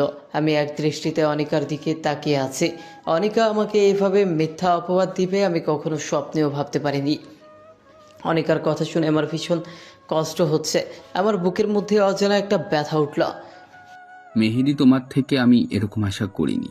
তোমাকে এখন এই কলেজ ছেড়ে চলে যেতে হবে, তাও আবার বিনা নোটিশে। আমি স্যারের কথা খুব বেশি একটা কষ্ট পাইনি, যতটুকু কষ্ট অনিকার আচরণে পেয়েছি। আমার বাবা মা কোনো কথা বলেনি, মাথা নিচু করে দাঁড়িয়ে আছে। আর আমার মা কান্না করেই যাচ্ছে। বাবা মা আমাকে রেখে তারা বাড়ি চলে আসলো, আর অনিকাকে তার বাবা আর ভাই নিয়ে গেল। অনিকা আমার দিকে অবাক দৃষ্টিতে তাকিয়ে আছে, কিন্তু তার এইভাবে তাকানো দেখে অনিকার প্রতি আমার প্রচণ্ড ঘৃণা হতে লাগলো। হ্যাঁ, এই মেয়েকে আমি সবচেয়ে বেশি ঘৃণা করি। সে আমাকে এভাবে না ঠকাতেও পারতো। কিভাবে পারলো এই কাজটা অনিকা? আমি আবার কান্না শুরু করে দিলাম। তখন আমার বেস্ট ফ্রেন্ড এসে আমাকে ধরে ওঠালো, কিন্তু আমার ওঠার শক্তিটুকুও নেই, প্রচণ্ড কষ্ট হচ্ছে উঠতে। তারপর রাজওয়ার আবার একটা বন্ধু আমার বাড়ি নিয়ে এলো। বাড়ি আসতেই আবার বাবার হুঙ্কার শুনতে পেলাম। এই জানোয়ারটাকে কেন নিয়ে এসেছিস? এই হারামির বাচ্চাটার কোনো জায়গা নেই আমার বাড়িতে। আজ তোর জন্য আমার মান সম্মান সব কিছু তুই শেষ করে দিয়েছিস। তোর জন্য এই প্রথম আমি মাথা নিচু হয়েছে। তোকে আমার ছেলে হিসেবে পরিচয় দিতে ঘৃণা হচ্ছে। তোর এই বাড়িতে কোনো জায়গা নেই, তুই বেরিয়ে যা আমার বাড়ি থেকে। আজ থেকে আমার কোনো ছেলে নেই, তুই বেরিয়ে যা আমার বাড়ি থেকে। মা কয়েকবার বাবাকে বোঝানোর চেষ্টা করছে, কিন্তু লাভ হলো না। আমার মাকে শেষবারের মতো কথা বলতে দিল না। আমি কান্না করতে করতে চলে আসলাম বন্ধুদের সাথে বন্ধুর বাড়ি। আমি যদি সুস্থ থাকতাম তাহলে আমার বাবাও মনে হয় আমাকে মারতো, কিন্তু আমার এই অবস্থা দেখে আমাকে আর মারেনি। আজ থেকে আমি এতিম হয়ে গেলাম, কেউ নেই আমার এই পৃথিবীতে। সবাই আমাকে ফুল বুঝে অবহেলা করলো। সব কিছু মেনে নেওয়া যায়, কিন্তু আপনজনের অবহেলা মেনে নেওয়া যায় না। প্রচণ্ড কষ্ট হচ্ছে আমার। এক পা হাঁটার শক্তি নিয়ে আমার সব বন্ধুরা আমাকে সাহায্য করে। আমার বন্ধুরা তার বাসায় নিয়ে আসলো। রাজু সব জানতো আমার আর অনিকার ব্যাপারে। আমি কিছুদিন রাজুদের বাসায় থেকে সুস্থ হয়ে নিলাম। আমার প্রতি রাতে প্রচণ্ড কান্না পেত। সেই কান্না দেখার মতো কেউ নেই। অনিকার প্রতি আমার প্রচণ্ড খুব ঘৃণা জন্মেছে, আর আমার বাবার প্রতি খুব অভিমান সৃষ্টি হলো। আজ 15 দিন পর একটু সুস্থ হলাম, তাই আমি আবার বন্ধু রাজুর সাথে কলেজে গেলাম টিসি নিয়ে আসতে। আমি আস্তে আস্তে গেট দিয়ে ঢুকলাম। সবাই কেমন করে যেন আমার দিকে তাকিয়ে আছে। একটু সামনে যেতেই দেখি অনিকা আমার সামনে দাঁড়িয়ে আছে। আমার তখন রাগটা চরমে উঠে গেল। আমি রাগটাকে কন্ট্রোল করে পাশ কাটিয়ে চলে আসতে যাব, তখনই অনিকা আমার পিছু থেকে জড়িয়ে ধরলো। এক ঝটকা অনিকাকে সরিয়ে দিলাম। মেহেদি, আমার কথাটা শুন প্লিজ। সেখানে আমার কোনো চুপ, আর একটা কথাও বলবে না। তোমায় নিজের থেকে বেশি ভালোবাসতাম। সেদিন তোমার বলা কথাগুলো শুনে আমি প্রায় মৃত হয়ে গেছি। তোমার জন্য আমার মা বাবা আমাকে ভুল বুঝে বাসা থেকে বের করে দিয়েছে। তোমার জন্য আমার বাবা মার সম্মান নষ্ট হয়েছে। কি চাও তুমি বলো? এই ছোট লোকের বাচ্চাটার মৃত্যু চাও তুমি? ওকে মরে যাব আমি। তার আগে তুমি তোমার এই চেহারা আমাকে আর দেখাবে না। আর তোমাকে আমি আগে নিচের থেকে ভালোবাসতাম, আর এখন আমি পৃথিবীর সব থেকে বেশি ঘৃণা করি তোমাকে। তোমার ওই মিথ্যার আড়ালে ছলনাময় চেহারা আমাকে আর দেখাবে না। আর আমার এই ছোট লোকের বাচ্চার চেহারা তোমাকে আর কোনোদিন দেখাবো না। তাই আমি টিসি নিতে আসছি। আমি অনিকাকে কিছু না বলে প্রিন্সিপালের রুমে চলে আসলাম। তবে অনিকা আমাকে অনেক কিছু বলতে চেয়েছিল, আমি কিছু বলতে দিইনি। কি হবে ওর ছলনাময়ী কথা শুনে? যদি আবার ওর উপর মায়া বাড়ে? আমি প্রিন্সিপালের রুম থেকে চলে আসলাম। অনিকা আমাকে কয়েকবার ডাকলো, আমি না শুনিয়ে চলে আসলাম রাজুর বাসায়। দুপুরে খেয়ে ঘুমিয়ে আছি, তখন হঠাৎ করে কেউ আমার শার্টের কলার ধরে টানতে টানতে বাইরে নিয়ে আসলো। আমার নিজের বাবা আমাকে টানতে টানতে বাইরে নিয়ে এসে জোরে 2টা চড় মারলো। তুই আর কত জ্বালাবি? তুই আবার কালকে আনিকাকে ডিস্টার্ব করেছিস, আবার জড়িয়েও ধরেছিস। তোর লজ্জা করে না? এত কিছু হওয়ার পর তুই আবার আনিকার সাথে কথা বলেছিস। তুই আর এই শহরে থাকবি না, তুই এখনই এই শহর থেকে চলে যাবি। তোর মুখ আমি আর কোনো দিন দেখতে চাই না, তুই আজই চলে যাবি। তাই বলে বাবা চলে গেল, আর আমি জায়গায় দাঁড়িয়ে একভাবে কান্না করতে থাকলাম। আর অনিকার উপর আরও বেশি ঘৃণা হতে লাগলো। অনিকা এটা না করলেও পারতো। আমি রাজুর কাছ থেকে বিদায় নিয়ে রেল লাইন দিয়ে হাঁটছি বর্তমান। আর আপনারা তারপরে কি হয়েছে সবই তো জানেন। আমার চোখ দিয়ে টপ টপ করে পানি পড়ছে, 2 চোখ দিয়ে। আর রিমি আর তার বাবা মা 3জনেই কান্না করছে। রিমির বাবা বলল, তোমার সাথে যা হয়েছে তা খুব খারাপ হয়েছে। আর কোনোদিন নিজেকে এতিম বলবে না, এখন থেকে আমরা তোমার মা বাবা। তাই বলে তারা চলে গেল। আর রিমির সাথে সাথে আমাকে জড়িয়ে ধরে অঝোর ধারায় কান্না করতে লাগলো। এই পাগলি, কান্না করছো কেন? তোমার জীবনে এত কিছু ঘটে গেল, আর তুমি আমাকে এতদিনও বলনি। আমি কি তোমার এতই পর? এবার আমি রিমিকে বাহুডোরে শক্ত করে জড়িয়ে বললাম, তুমি শুনে কষ্ট পাবে বলে আমি বলিনি। এখন চলো, ঘুমোতে হবে। ছাড়ো আমাকে, চলো রুমে যাই। না, ছাড়বো না। আমি তোমাকে সারাদিন জড়িয়ে ধরে রাখবো। কাল থেকে ব্যবসা দেখো বন্ধ, তোমাকে আমি সবসময় জড়িয়ে ধরে রাখবো। আমি পাগলিটার কথা শুনে হাসছি। কত ভালোবাসে পাগলিটা আমাকে। তারপর রিমিকে কোলে তুলে নিয়ে রুমে আসলাম আর শুয়ে পড়লাম। তবে রিমি আমার বুকে মাথা দিয়ে শুয়ে পড়ল। যদি কোনোদিন অনামিকা এসে আমার কাছ থেকে তোমাকে নিয়ে যেতে আসে, তুমি তাহলে চলে যাবে? তুমি ভাবলে কিভাবে যার জন্য আমার জীবনের সব কিছু হারিয়েছি তাকে ঘৃণা ছাড়া ভালোবাসা যায় না? আর অনিকার জন্য আমি আমার পাগলিটাকে খুঁজে পেয়েছি। তারপর রিমি আমার বুকে ঘুমিয়ে পড়লো আর আমি রিমির মাথায় হাত বুলিয়ে দিচ্ছি। তখন মনে পড়লো অনিকা এখানে কি করতে এসেছিল। আর আমার নতুন জায়গা সব জেনে গেল। একমাত্র সেই জানে তার মনে কি আছে। আবার যদি আমার রিমিকে আমার কাছ থেকে ছিনিয়ে নেয় তখন রাজুর কথা খুব মনে পড়লো। আজ 1 বছর পর রাজুর ফোনে কল দিচ্ছি। রাজু ফোন রিসিভ করলো আর আমি অঝোর ধারায় কান্না করে দিলাম। আসসালামু আলাইকুম। হ্যালো, কে? চুপ করে আছি। কি হলো, কথা বলছেন না কেন? দোস্ত, আমি মেহেদি বলছি। কেমন আছিস তুই? মেহেদি, তুই কোথায় ছিলি দোস্ত? এতদিন তোকে আমরা কত খুঁজেছি, তুই এখন কোথায় আছিস? ঠিক আছিস তো? হ্যাঁ দোস্ত, ভালো আছি। আর আমি চাঁদপুর শহরে আছি। আর অনেক ভালো আছি। আর আমাকে খুঁজেছিস মানে কি বলছিস তুই? তুই চলে যাওয়ার পর তোর মা বাবা সবাই, অনিকা সবাই অনেক খুঁজেছে তোকে, কিন্তু কোথাও পায়নি। তুই চলে যাবার পর তোর মা বাবা তোকে না পেয়ে খুব কান্না করতো আর সবসময় মেহেদি মেহেদি বলতো। তুই কখন আসবি শুধু তাই চিন্তা করতো। আর কবে আসবি এখানে আমি তোর মা বাবার সাথে কথা বলি। না দোস্ত, তুই কিছু বলবি না। আমি কোথায় আছি আর তোর উপর সেই বিশ্বাস আছে। তুই কারোর সাথে বলবি না। আর আমি মনে হয় আর কোনোদিন ওখানে ফিরে যাব না। কেন আসবি না তোর শহরে? আর তোর মা বাবা তো তাদের ভুল স্বীকার করছে, আর অনিকা তো তোকে অনেক তুই চুপ কর। ওই অনিকার নাম আমার সামনে বলবি না। তুই ভালোভাবে জানিস আমি অনিকাকে কতটুকু ঘৃণা করি। আর কোনোদিন অনিকাকে মাপ করতে পারবো না। আর মা বাবা তারা তো জানতো তাদের ছেলে এরকম না। তারপরেও আমাকে ভুল বুঝে বাড়ি ছাড়া করলো। তারপর শহর ছাড়া করলো। আমি আর কোনোদিন ফিরে যাব না ওখানে। আর আমি এখানে বিয়ে করেছি। আর আমার বউ আমাকে নিজের থেকেও বেশি ভালোবাসে। আর আমিও অনেক ভালোবাসি। আর আমি রিমিকে ছেড়ে কোথাও যাব না। যখন সবাই আমাকে ভুল বুঝে রাস্তার কুকুরের মতো দূর দূর করে তাড়িয়ে দিয়েছে তখন এই মেয়েটি আমার পাশে এসে দাঁড়িয়েছে। আমি কখনো রিমিকে ছেড়ে যাব না। তুই বিয়ে করেছিস, আমাকে একবার জানালিও না। ভাবি তোকে অনেক ভালোবাসে, তাই না? খুব ভালোবাসে পাগলি বউ আমার। ও সবসময় আমার পাশে থাকে আর পাগলের মতো জড়িয়ে ধরে থাকে। আর রিমির দুষ্টুমিগুলোও আমি খুব ভালোবাসি। আমি রিমিকে ছেড়ে কোথাও যাব না। অনেক ভালোবাসি আমি রিমিকে। তোর অতীত রিমি বা তোর মা বাবা কেউ জানে না? সবাই জানে, তবে প্রথমে কাউকে জানায়নি, পরে সব জানাইছে। আর তোর কোনো চিন্তা করা লাগবে না, খুব ভালো আছি আমি। আচ্ছা তাহলে এখন রাখি, পরে কথা বলবো। আচ্ছা, ভালো থাকিস, বাই। এই বলে ফোন কেটে দিয়ে আমি যে পেছনে ঘুরে পেছানায় আসতে যাব আর তখনই দেখি রিমি দাঁড়িয়ে আছে আমার পেছনে। আর রিমির দু চোখ দিয়ে টপ টপ করে পানি পড়ছে।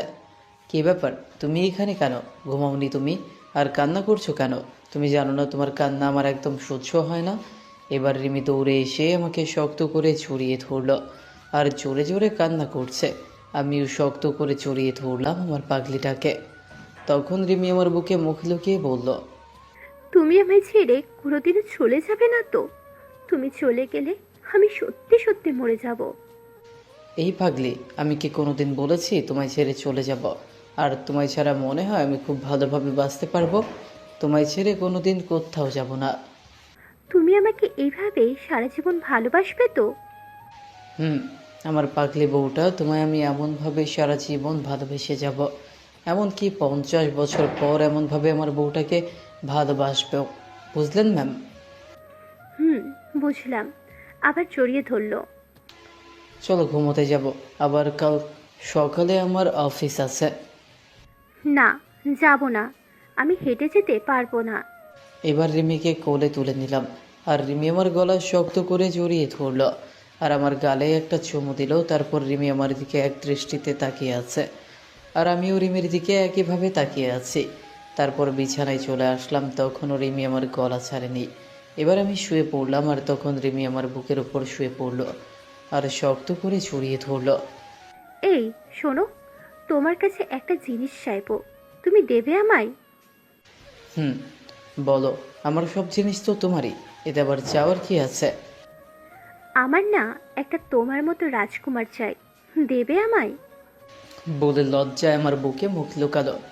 দিতে পারি, কিন্তু তোমার মতো একটা সুন্দর রাজকুমারী দিতে হবে। না, আমি তোমার মতোই রাজকুমার চাই।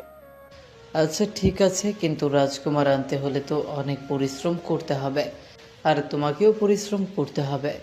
আবার আমার বুকে মুখ লুকালো। আমি বুঝি না একটা মেয়ে এত লজ্জা পায়। তারপর লাইট অফ করে এক অজানা সুখে দুই নরনারী ব্যস্ত হয়ে গেলাম। সকালে ঘুমিয়ে আছি, হঠাৎ করে পানির ছেটায় ঘুম ভেঙে গেল। চোখ খুলে দেখি রিমি মাত্র গোসল করে বের হলো। একটা হলুদ শাড়ি পরেছে আর চুলের পানি মুছছে। বাহ, কি সুন্দর লাগছে। আমি একভাবে তাকিয়ে আছি। রিমি আমার কাছে এসে বলল, কি দেখো এভাবে? তোমাকে দেখি আমার পাগলি বউটা এত সুন্দর মনে হয় সারাদিন দেখি। অমনি রিমি লজ্জা পেয়ে চলে যেতে লাগলো, আর অমনি রিমির হাত ধরে আমার বুকের উপর ফেললাম। এই কি করছো? ছাড়ো, সারা রাত দুষ্টুমি করেছো, এখন হবে না। এখন গোসল করে নিচে আসো, আমি নাস্তা দিচ্ছি। তারপর আমি নিচে নাস্তা করে অফিসে চলে আসলাম। অফিসে রিমি সবসময় ফোন দিবে আর বলে কোন মেয়ের সাথে কথা বলবে না, আর ঠিক মতো খেয়ে নেবে। আমি পরে আবার ফোন দিব। এই পাগলিটাকে নিয়ে আর পারি না। অফিস শেষে বাড়ি আসার সময় রিমির জন্য কিছু ফুল চকলেট আর আইসক্রিম নিলাম। খুব পছন্দ করে রিমি এগুলো। আমি দরজার সামনে দাঁড়িয়ে কলিং বেল বাজালাম। রিমি দরজা খুলে দিল, আর আমার হাতে ফুল চকলেট আইসক্রিম দেখে বাচ্চাদের মতো লাফাতে লাফাতে প্যাকেট আমার হাত থেকে নিয়ে আমার গালে একটা চুমু খেলো। তারপর দুজনেই রুমে চলে আসলাম। আমি ফ্রেশ হতে গেলাম। ফ্রেশ হয়ে এসে দেখি রিমি চকলেট খাচ্ছে। অনেক সুন্দর লাগছে রিমিকে। আমি রিমির পাশে বসলাম। রিমি, তুমি জানো না স্বামীকে রেখে একা একা খাওয়া ঠিক না। তুমি জানো না, আমি দুইটা জিনিস কোনোদিনও ভাগ দেব না। এক হলো চকলেট আর আইসক্রিম, আর দুই হলো আমার প্রাণের স্বামী। আচ্ছা, ভাগ দিও না, এখন আমাকে দাও, আমি খাবো। না, দেব না, সব একলা খাবো আমি। ওকে, তুমি সব খাও, আমি খাবো না। তাই বলে মিথ্যা রাগ দেখিয়ে ব্যালকনিতে চলে আসলাম, আর বাইরের দিকে তাকিয়ে থাকলাম। আমি জানি রিমি এখনই কান্না করে আমাকে জড়িয়ে ধরবে, আর তখনই রিমি আমাকে পেছন থেকে জড়িয়ে ধরলো। আমি একটু রাগ দেখিয়ে রিমিকে সরিয়ে দিলাম। রিমি এবার কান্না করে দিল, আর রিমি আমার সামনে থেকে জড়িয়ে ধরলো আর কান্না করছে। এবার আমি রিমিকে বললাম, এই পাগলি, কান্না করছো কেন তুমি? তুমি জানো না, তুমি যদি আমার উপর রাগ করে থাকো তাহলে আমি সহ্য করতে পারি না। আর আমার পাগলিটার চোখের পানি যে সহ্য করতে পারি না। তারপর রিমি পেছন থেকে একটা আইসক্রিম বের করে আমার সামনে ধরলো। আমি খাবো না, আমাকে জোর করে খাইয়ে দিল। তারপর আমি রিমিকে খাইয়ে দিলাম। তারপর বিছানায় শুয়ে পড়লাম, আর রিমি আমার বুকে শুয়ে পড়লো। কিছুদিন পরে আমি অফিসে বসে কাজ করছি। তখন রিমি আমাকে ফোন দিয়ে বলল, তুমি তাড়াতাড়ি বাসায় চলে আসো, যত তাড়াতাড়ি পারো বাসায় আসো। আমার কিছু বলার আগে ফোন কেটে দিল। আমি তো ভয় পেয়ে গেছি, আমার রিমির কিছু হলো না তো আবার। আমি অফিস থেকে বেরিয়ে খুব তাড়াতাড়ি বাসায় চলে আসলাম। এসে কলিং বেল বাজালাম, আর সাথে সাথে দরজা খুলে গেল। রিমি দরজা খুলে দিল। আমি তখন রিমিকে বললাম, কি হয়েছে তোমার? তুমি ঠিক আছো তো? তোমাকে এমন দেখাচ্ছে কেন? কি হয়েছে তোমার? আমার কিছু হয়নি, দেখো কারা এসেছে, ডাইনিং রুমে বসে আছে। আমি আস্তে ড্রয়িং রুমে আসলাম। এসে বিরাট বড় একটা শক খেলাম। মনে হলো পৃথিবীর সব থেমে পড়েছে। খুব অবাক হলাম আমি। ড্রয়িং রুমে আর কেউ নেই, আমার মা, বাবা, অনিকা আর অনিকার বাবা ভাই বসে আছে। আমি আস্তে আস্তে তাদের কাছে গেলাম। আমি কি করব কিছু বুঝে উঠতে পারছি না। তখন আমার মা কান্না করতে করতে আমাকে জড়িয়ে ধরলো। আমিও কান্না করে দিলাম। তুই কোথায় ছিলি বাবা? আমাদের কথা তোর একবারও মনে পড়েনি? তোর আমাদের উপরে এত অভিমান?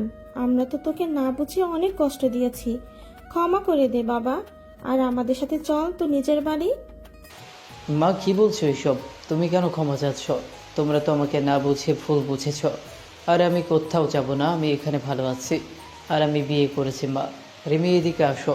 মা, এ হচ্ছে তোমার বৌমা, যে আমাকে অনেক ভালোবাসে, নিজের জীবনের থেকেও বেশি ভালোবাসে। এবার রিমি মাকে সালাম করলো। বাহ, আমার মেয়েটা যে অনেক সুন্দর, তাই বলে লিমির কপালে একটা চুমু খেয়ে জড়িয়ে ধরলো। এবার আমি অনিকার দিকে তাকালাম। অনিকা মাথা নিচু করে বসে আছে আর ফুপিয়ে কান্না করছে। মেহেদি, আমাকে ক্ষমা করে দে বাবা। তখন না আমার মাথা ঠিক ছিল না। আমি তোকে না বুঝে অনেক কষ্ট দিয়েছি। আমার ভুলের জন্য তোর বাড়ি এমনকি শহরও ছাড়তে হয়েছে। ছি বাবা, তুমি কেন ক্ষমা চাইছো? আর তোমার তো কোনো দোষ নেই, সব দোষ আমার। আমি যদি কলেজে ওরকম না করতাম তাহলে তোমার সম্মানহানি হতো না, আর আমারও শহর ছাড়তে হতো না। এবার রিমি বাবাকে সালাম করলো, আর বাবা রিমির মাথায় হাত বুলিয়ে দিল। এবার অনিকা আসলো আমার কাছে। চেহারা আগের মতো আর নেই, অনেক শুকিয়ে গেছে, চোখের নিচে কালি পড়ে গেছে। মেহেদি, আমাকে মাফ করে দে। মা, আমি কোনো বিশ্বাসঘাতকের সাথে কথা বলতে চাই না, প্লিজ ওকে আমার সামনে থেকে চলে যেতে বলো। আর আমি এখন ফ্রেশ হব, তাই বলে আমি আমার রুমে চলে আসলাম। আমি বিছানায় বসে আছি আর তখন অনিকা আমার রুমে আসলো। আর তখনই আমার ভীষণ রাগ হলো।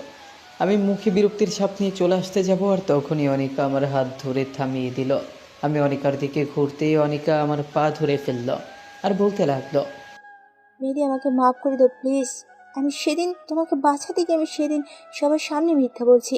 আমার বাবা আমাকে বলেছিল আমি যদি ওই কথা না বলতাম তাহলে তোমাকে, আমার ভাইয়া তোমাকে মেরে ফেলতো। তাই আমি সেদিন মিথ্যা বলছি।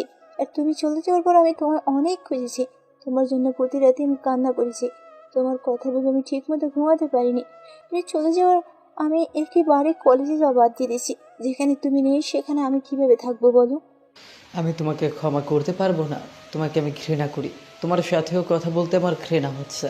আমি তোমার চেহারাও দেখতে চাই না, আর তুমি কোনো দিন আমার সামনে আসবে না।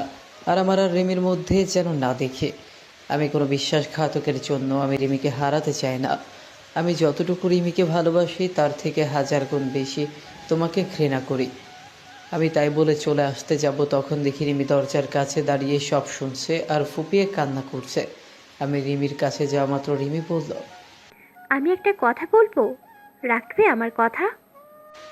বলো কি কথা? আমি কি কোনোদিন তোমার কথা অমান্য করেছি? অনামিকা আপু তোমাকে খুব ভালোবাসে। তুমি অনামিকা আপুকে বিয়ে করে নাও। আমি কিছু মনে করব না, আর আমি দূরে কোথাও হারিয়ে যাব।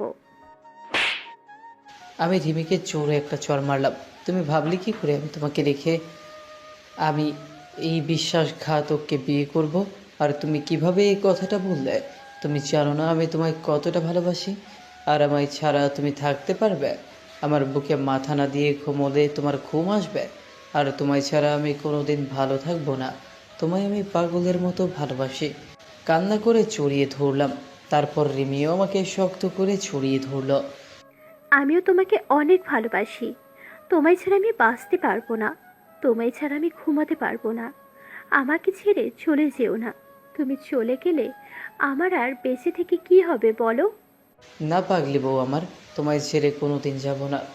অনিকা সব দেখছিল আমার আর রিমির ভালোবাসা। তারপর অনিকা কান্না করতে করতে বাইরে চলে গেল। তারপর আমি আর রিমি ড্রয়িং রুমে আসলাম। আমি আসার সাথে সাথে অনিকার ভাই আমার দিকে এগিয়ে আসলো। মেহেদি, উপরে কি হলো জানি না, কিন্তু আনিকা কান্না করতে করতে চলে গেল। আগে যা হয়েছে সব ভুলে যাও, আর আমাদের সবাইকে ক্ষমা করে দাও। সেই দিন তোমার একটা বন্ধু আছে, তার কথা শুনে আমরা তোমাকে ভুল বুঝেছি। প্লিজ তুমি আনিকাকে মাফ করে দাও আর আমাদের সাথে চলো। আমি কোনোদিন আপনাকে বা আপনাদের কাউকে ক্ষমা করব না। আপনাদের জন্য আমার বাবার সম্মানহানি হয়েছে। আপনাদের জন্য আমি নিজের বাড়ি এমনকি নিজের শহর ছাড়তে হয়েছে। তুমি চলে যাওয়ার পর আনিকা সব সময় কান্না করত, কলেজে যাওয়া বন্ধ করে দিয়েছিল, এমনকি ঠিকমতো খাইতো না, সব সময় নিজেকে একটা রুমে বন্দি করে রাখতো। প্লিজ, আমি আর কাউকে বিশ্বাস করতে পারবো না। আর এই যে আমার বউ রিমিকে দেখিয়ে, সে আমাকে অনেক ভালোবাসে। আপনার বোনের মতো বিশ্বাসঘাতক না। আমি যখন এই শহরে নতুন এসেছি তখন না ছিল থাকার জায়গা আর না ছিল খাওয়ার মতো টাকা। তখনই রিমি আমাকে আশ্রয় দিয়ে পড়াশোনা করি। আমি এখন চাকরি করি আর আমি রিমিকে বিয়ে করি। তাই আপনারা আর কোনোদিন এই বাড়িতে আসবেন না, চলে যান এক্ষুনি। তারপর তারা সবাই চলে গেল।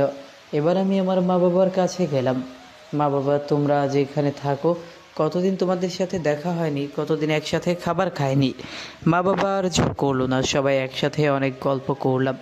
মা তো রিমিকে পেয়ে মনে হচ্ছে নিজের হারানো মেয়েকে ফিরে পেয়েছে। তারপর সবাই একসাথে রাতের খাবার খেয়ে মা বাবার বিছানা পেতে দিল অন্য রুমে। তারপর যে যার রুমে গিয়ে শুয়ে পড়লাম। প্রতিদিনের মতো রিমি আমার বুকে মাথা রেখে শুয়ে আছে, কিন্তু কোনো কথা বলছে না। চুপচাপ শক্ত করে জড়িয়ে ধরে শুয়ে আছে। আমার কেমন খটকা লাগলো। খুব ভয় হচ্ছে আমার। কেন ভয় পাচ্ছ? আমি তো আছি তোমার সাথে। ওরা যদি তোমাকে নিয়ে চলে যায় তাহলে আমি কি নিয়ে বাঁচব? তখন কি হবে আমার? খুব ভয় হচ্ছে। তোমাকে যদি তারা নিয়ে যায় তাহলে আমি সত্যি বলছি, আমি সেদিনই মরে যাব। চুপ পাগলি, আর এই কথা বলে না। আমি কোথাও যাব না, আর তোমায় ছাড়া আমিও বেঁচে থাকতে পারবো না। তারপর রিমির কপালে একটা ভালোবাসার পরশ এঁকে দিলাম, আর রিমি আমাকে শক্ত করে জড়িয়ে শুয়ে পড়ল। হঠাৎ কারো কান্নার শব্দের কারণে ঘুম ভেঙে গেল। আমি তাড়াতাড়ি উঠে দেখি রিমি আমার পাশে বসে কান্না করছে। কি হয়েছে? তুমি আবার কান্না করছো কেন? তুমি আমাকে আর আগের মতো ভালোবাসো না, আমাকে আর ভালো লাগে না, তাই না? কি বলছো এইসব? আমি তো কিছুই বুঝতে পারছি না। আর তোমাকে ভালোবাসবো না তো কাকে ভালোবাসবো? সব জানি। তুমি যদি আমাকে আগের মতো ভালোবাসতে তাহলে সকালে উঠে দেখি আমি বালিশে শুয়ে আছি কেন। এর আগে তো সবসময় আমাকে তোমার বুকে রাখতে, আর আজকে আমাকে তোমার বুকে না রেখে আমাকে বালিশে ঘুমাতে দিলে। আমি এখন পুরনো হয়ে গেছি তো, তাই ভালো লাগে না, তাই না? বললে আমার বাবুটা বুঝি রাগ করেছে? আমি খেয়াল করিনি তো, আমি ঘুমিয়েছিলাম তাই টের পাইনি। আসো বাবু, আমার বুকে আসো। তোমাকে আর কোনো দিন বালিশে ঘুমোতে দিব না। তাই বলে আমি আবার আমার পাগলিটাকে বুকে জড়িয়ে নিলাম, আর রিমি আমার বুকে কুটি ছুটি মেরে শুয়ে থাকলো। তারপর সকালে উঠে দেখি মা নাস্তা বানাচ্ছে। রিমি দৌড়ে গিয়ে মাকে জড়িয়ে ধরে বলল, মা, তুমি নাস্তা তৈরি করছো কেন? আমি আছি তো। দেখো দিদিনি, মা কোনোদিন থাকতে তার মেয়েকে কাজ করতে দেয় বল? তারপর রিমি আর মা একসাথে নাস্তা তৈরি করলো। আমি নাস্তা শেষে অফিসে চলে গেলাম। অফিসে লাঞ্চ টাইমে বসে আছি, তখন হঠাৎ করে একটা আননোন নাম্বার থেকে ফোন আসলো। আমি ফোন রিসিভ করে সালাম দিলাম, কিন্তু সে সালামের উত্তর না দিয়ে বলল, বাবা তুমি তাড়াতাড়ি বাড়ি আসো, খুব টেনশন হচ্ছে, তাড়াতাড়ি বাড়ি আয়। তাই বলে ফোন রেখে দিল। আমি বুঝতে পারলাম মা ফোন দিয়েছে। আমি তাড়াতাড়ি অফিস থেকে বাড়ি চলে আসলাম। এসে যা দেখলাম তা আমি কখনো প্রস্তুত ছিলাম না। আমি রিমি বলে জোরে একটা চিৎকার দিলাম। আমি বাসায় গিয়ে দেখি রিমি অচেতন হয়ে বিছানায় শুয়ে আছে, আর মা রিমির মাথায় হাত বুলিয়ে দিচ্ছে। আমি তাড়াতাড়ি রিমির পাশে গিয়ে রিমির মাথাটা আমার কোলে তুলে নিলাম। মা, কি হয়েছে রিমির? ও অচেতন হলো কিভাবে? জানি না বাবা, রুম থেকে কিছু পড়ার শব্দ শুনে রুমে এসে দেখি রিমি এভাবে পড়ে আছে, তারপর তোকে ফোন দিলাম। আমি তাড়াতাড়ি ডাক্তার সাহেবকে ফোন করে আসতে বললাম। মা বাবা নতুন জায়গা, হয়তো কাউকে চেনে না, তাই ডাক্তারকে ফোন দিতে পারেনি। কিছুক্ষণ পর ডাক্তার আসলো। ডাক্তার রিমিকে পরীক্ষা করছে, আর আমি রিমির পাশে হাত ধরে বসে আছি। ডাক্তার একটা ইঞ্জেকশন দিয়ে দিল, আর বাইরে এসে বলল, মেহেদি সাহেব, মেহেদি সাহেব মিষ্টি খান। আরে আপনি তো বাবা হতে চলেছেন। ডাক্তারের কথা শুনে যে পরিমাণ খুশি হয়েছি তা লিখে বোঝাতে পারবো না। মনে হয় আমার জীবনের সবচেয়ে খুশির খবর এটা। তারপর ডাক্তারকে বিদায় দিয়ে আমি রিমির পাশে গিয়ে বসলাম। কিছুক্ষণ পর রিমির জ্ঞান ফিরল, তখনই মা বাবার রুম থেকে চলে গেল। আমার কি হয়েছিল? আমি তখন মাথাটা প্রচণ্ডভাবে ব্যথা হয়ে উঠল। তারপর আর কিছু মনে নেই। কি হয়েছে বলো আমায়? আর তোমার চেহারা এরকম গম্ভীর হয়ে আছে কেন? সত্যি বলবে আমায়? ডাক্তার বলল তুমি আর কোনোদিন মা হতে পারবে না। মিথ্যা কথা বললাম রিমিকে সারপ্রাইজ দিব বলে। না, তুমি মিথ্যে বলছো, আমি বিশ্বাস করি না। বলো, তুমি মিথ্যে বলছো?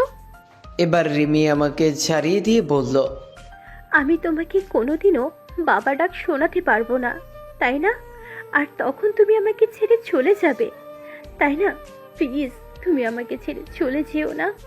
দরকার হয় তুমি আরেকটা বিয়ে করো, তবু আমি তোমাকে ছাড়া থাকতে পারবো না। তোমায় ছাড়া আমি বাঁচবো না। আমি রিমিকে বুকে জড়িয়ে নিয়ে বললাম, কী সব বলছো তুমি? আমিও তোমাকে ছাড়া থাকতে পারবো না, আর আমি কাউকে বিয়ে করব না। আমার থেকে তোমাকে কেউ কেড়ে নিতে পারবে না, কারণ আমি বাবা হতে চলেছি। রিমি এবার আমার বুক থেকে মাথা উঠিয়ে আমার দিকে করুণ দৃষ্টিতে তাকিয়ে আছে। রিমি এবার জোরে কান্না করে দিল, আর আমাকে এবার শক্ত করে জড়িয়ে ধরে বাচ্চাদের মতো কান্না করে দিল। তুমি কেন আমাকে মিথ্যে বলছো? তুমি জানো কতটা কষ্ট পেয়েছিলাম আমি। আমি মা হতে পারবো না বলে কষ্ট পাইনি, আমি কষ্ট পেয়েছি তুমি আমাকে ছেড়ে চলে যাবে, তাই খুব কষ্ট হয়েছিল। তুমি জানো না আমি সব সহ্য করতে পারি, কিন্তু তোমাকে হারিয়ে ফেলার কষ্ট সহ্য করতে পারি না। তুমি বলো আমাকে আর কষ্ট দেবে? এবার আমিও রিমিকে শক্ত করে জড়িয়ে ধরলাম আর আমিও কান্না করে দিয়েছি। হয়তো রিমির কান্না আমি সহ্য করতে পারি না, তাই। তুমি ভাবলে কিভাবে যে আমি তোমাকে ছেড়ে থাকতে পারবো? তুমি জানো না তোমাকে কতটা ভালোবাসি আমি। আর আজ যদি আমাদের কোনো সন্তানও না হয়, তাহলেও আমরা দুজন সারা জীবন একসাথে থাকবো, আমাদের মাঝে কাউকে আসতে দিব না। এই বলে আমি রিমির কপালে একটা চুমু খেলাম আর রিমিকে পরম ভালোবাসায় আমার বাহুডোরে জড়িয়ে নিলাম। এই ছাড়ো, আমি মাত্র অফিস থেকে আসলাম, এবার একটু ফ্রেশ হয়ে আসি। না, ছাড়বো না। তোমার বুকে আমি এইভাবেই সারা জীবন থাকতে চাই। গায়ে সব ধুলাবালি ময়লা লেগে আছে, আমি যাবো আর আসবো, শার্টটা চেঞ্জ করে চলে আসবো। না, তুমি চুপচাপ বসে থাকো, কোথাও যেতে দেবো না তোমায়। তুমি সবসময় অফিসে থাকো, সারাদিন কাছে পাই না, আজ পেয়েছি, আজ তোমাকে ছাড়বো না। কি মেরে বাবা, তবে খুব ভালো লাগে রিমির ভালোবাসাগুলো। সে যখন আল্লাদি সরে ছোট ছোট করে কথা বলে, মনে হয় সারা জীবন তার সাথে কথা বলি। এই আমাদের বাবু হবে, তখন আমাদের বাবুটা কোথায় থাকবে? আমাদের মাঝখানে না তোমার পাশে? তুমি বলো কোথায় থাকবে? তুমি আমার বাম পাশে বুকে শুয়ে থাকবে আর আমাদের বাবুটা আমার ডান পাশে বুকে শুয়ে থাকবে, ঠিক আছে?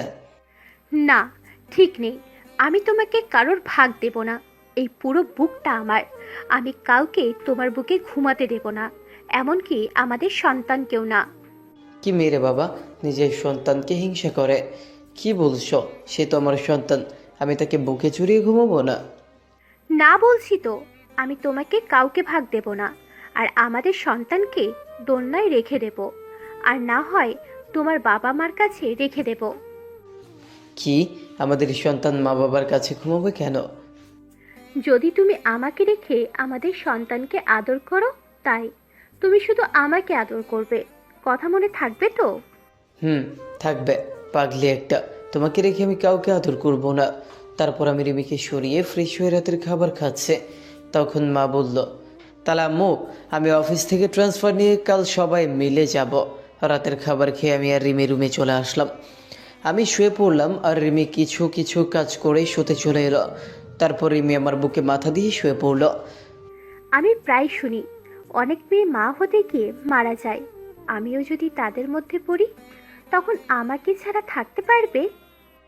চুপ, এরকম কথা আর বলবে না। আর তোমার কিচ্ছু হবে না, তোমার পাশে আমি সব সময় থাকবো, তুমি কোনো চিন্তা করো না। শুধু আমাকে ভালোবেসে যাও আর আমাদের বাবুটার দিকে খেয়াল রাখো। তারপর রিমিকে জড়িয়ে ধরে ঘুমিয়ে পড়লাম। সকালে উঠে দেখি রিমি সুন্দর করে বাচ্চাদের মতো গুটি সুটি মেরে আমাকে জড়িয়ে ধরে শুয়ে আছে। মনে হচ্ছে রিমি তার সবচেয়ে নিরাপদ জায়গা পেয়ে গেছে। আমিও আর রিমিকে ডাকলাম না, ডাকলে রিমির ঘুম ভেঙে যাবে। কিছুক্ষণ পর রিমির ঘুম ভেঙে গেল আর আমার দিকে তাকিয়ে দেখে আমি তার দিকে তাকিয়ে আছি। তখন রিমি আমার ঠোঁটে একটা চুমু খেলো আর দুই গালে দুইটা চুমু দিয়ে উঠে পড়লো। আমি ফ্রেশ হয়ে অফিসে চলে গেলাম। জেনে দেওয়ার আমার অফিস ট্রান্সফার করে চলে আসলাম। আজ রাতেই চলে যাব এখান থেকে। সবাই যে যার ব্যাগ গুছিয়ে নিয়ে রিমির মা বাবার সাথে দেখা করে চলে আসলাম। আজ দীর্ঘ 4 বছর পর নিজের শহরে যাচ্ছি। সবাই মিলে বাসে উঠলাম। মা বাবা এক সিটে আর আমি আর রিমি এক সিটে। রিমিকে জানলার পাশে বসালাম। রিমি আমার হাত জড়িয়ে ধরে বসে আছে। মনে হচ্ছে রিমি ভয় পাচ্ছে। নতুন জায়গা, নতুন লোক, কী হবে সেটা ভেবে মনে হয় কিছুটা নার্ভাস ফিল করছে। রিমি, তুমি নতুন জায়গা, নতুন লোকের মাঝে যাচ্ছ, তুমি নার্ভাস ফিল করছো? না, মোটেই না। তুমি সাথে থাকলে আমি সব জায়গায় যেতে রাজি, শুধু তুমি আমার হাতটা শক্ত করে ধরে রাখো। দেখতে দেখতে আমরা ভোরের দিকে বাসে পৌঁছলাম। তারপর আমি একটু ঘুমিয়ে নিলাম। হঠাৎ করে নিচে চেঁচামেচির শব্দ শুনে নিচে এসে দেখি কিছু প্রতিবেশী রিমিকে ঘিরে রেখেছে। সবাই তার চেহারার তারিফ করছে, বলছে কি সুন্দর মেয়ে, একদম রাজকন্যা। আমি মিট মিট করে হাসছি। এরপর আমি নিচে আসলাম। সবাই আমাকে দেখে ভালো মন্দ জিজ্ঞাসা করছে। আমি সবার প্রশ্নের উত্তর দিলাম। কিছুক্ষণ পর মা নাস্তা করতে ডাকলো। আমরা নাস্তা করে রুমে আসলাম। রিমি চল গুছিয়ে নাও, আজ আমাদের শহরটা ঘুরে বেড়াবো। অনেকদিন পর আসছি তো তাই, আর তোমারও শহর চেনা হয়ে যাবে। আমরা দুজন বের হয়ে গেলাম। আমি কালো একটা পাঞ্জাবি পরেছি আর রিমি কালো একটা শাড়ি পরেছে। যখনই আমরা বের হতে যাব তখনই মা ডাকলো। হাতে দেখিয়ে একটা থালা। মা কাছে এসে বলল, আমার ছেলে আর মেয়ের দিকে যেন কারো নজর না পড়ে। আসলে যে দেখবে তারই নজর পড়বে, কারণ আমরা ম্যাচিং করে ড্রেস পরেছি। খুব সুন্দর লাগছে রিমিকে। তারপর আমরা সেই কলেজে আসলাম যেখানে আমি পড়তাম, আর অনিকার সাথে পরিচয় হয়েছিল। সেই বড় আম গাছটা এখনও সেভাবেই আছে। তারপর আসলাম নদীর পাড়ে। এখানে আমি আর অনিকা ঘুরতে আসতাম। সবশেষে আমরা একটা রেস্টুরেন্টে আসলাম। যে ঢুকতে যাব আর আমার সামনের চেয়ারে অনিকা বসে আছে, যা আমি কোনোদিন আশা করিনি। তাকে আমার দেখতে কেমন ভয় করে, যেন অনিকার কারণে আমি আবার যদি রিমিকে হারিয়ে ফেলি। আমি এখনও অনিকাকে ঘৃণা করি, প্রচণ্ড ঘৃণা করি। অনিকার চেহারা আমার কাছে অসহ্য লাগছে। তারপর আমি রিমি যেই বাইরে চলে আসতে যাব তখনই অনিকা আমাকে ডাকলো। আমি না শোনার ভান করে রিমিকে নিয়ে চলে আসতে যাব তখনই অনিকা আমার সামনে এসে দাঁড়ালো। আপনি এরকমভাবে আমাদের পথ আটকালেন কেন? কি চান আপনি? প্লিজ মেহেদি, আমার কথাটা শোনো একবার। শুধু একটা কথা বলবো, তারপর আর তোমাকে কোনো দিন ডিস্টার্ব করবো না। বলেন, কি বলবেন? আমি জানি তোমার সাথে আমি কতবার অন্যায় করেছি। আমার জন্য তুমি অনেক কষ্ট পেয়েছো। আমার জন্য তুমি এত বছর তুমি তোমার আপনজনের অবহেলা পেয়েছো। আমি জানি তুমি আমাকে অনেক ঘৃণা করো, আমাকে তুমি একদমই সহ্য করতে পারো না। কিন্তু আমি যদি সেদিন একটু সাহস দেখাতাম তাহলে হয়তো রিমির জায়গায় আমি থাকতাম। কিন্তু আমার কপালটাই খারাপ। আমি তোমাকে কখনো আগের মতো ভালোবাসি। আমি তোমাকে এখনো আগের মতোই ভালোবাসি। তবে তুমি চিন্তা করো না, আমি তোমাদের মাঝে দেয়াল হয়ে দাঁড়াবো না। শুধু তোমাকে শুধু শুধু শুধু আমাকে একবার ক্ষমা করে দাও।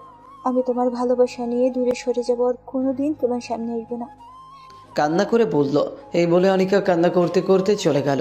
আমি আর রিমি ওখান থেকে চলে আসতে যাব তখন দেখি অনিকার বড় ভাই সেখানে দাঁড়িয়ে আমার দিকে রাগী দৃষ্টিতে তাকিয়ে আছে। মনে হয় আমাকে একা পেলে চিবিয়ে খেয়ে ফেলতো। আমি তাড়াতাড়ি ওখান থেকে চলে আসলাম।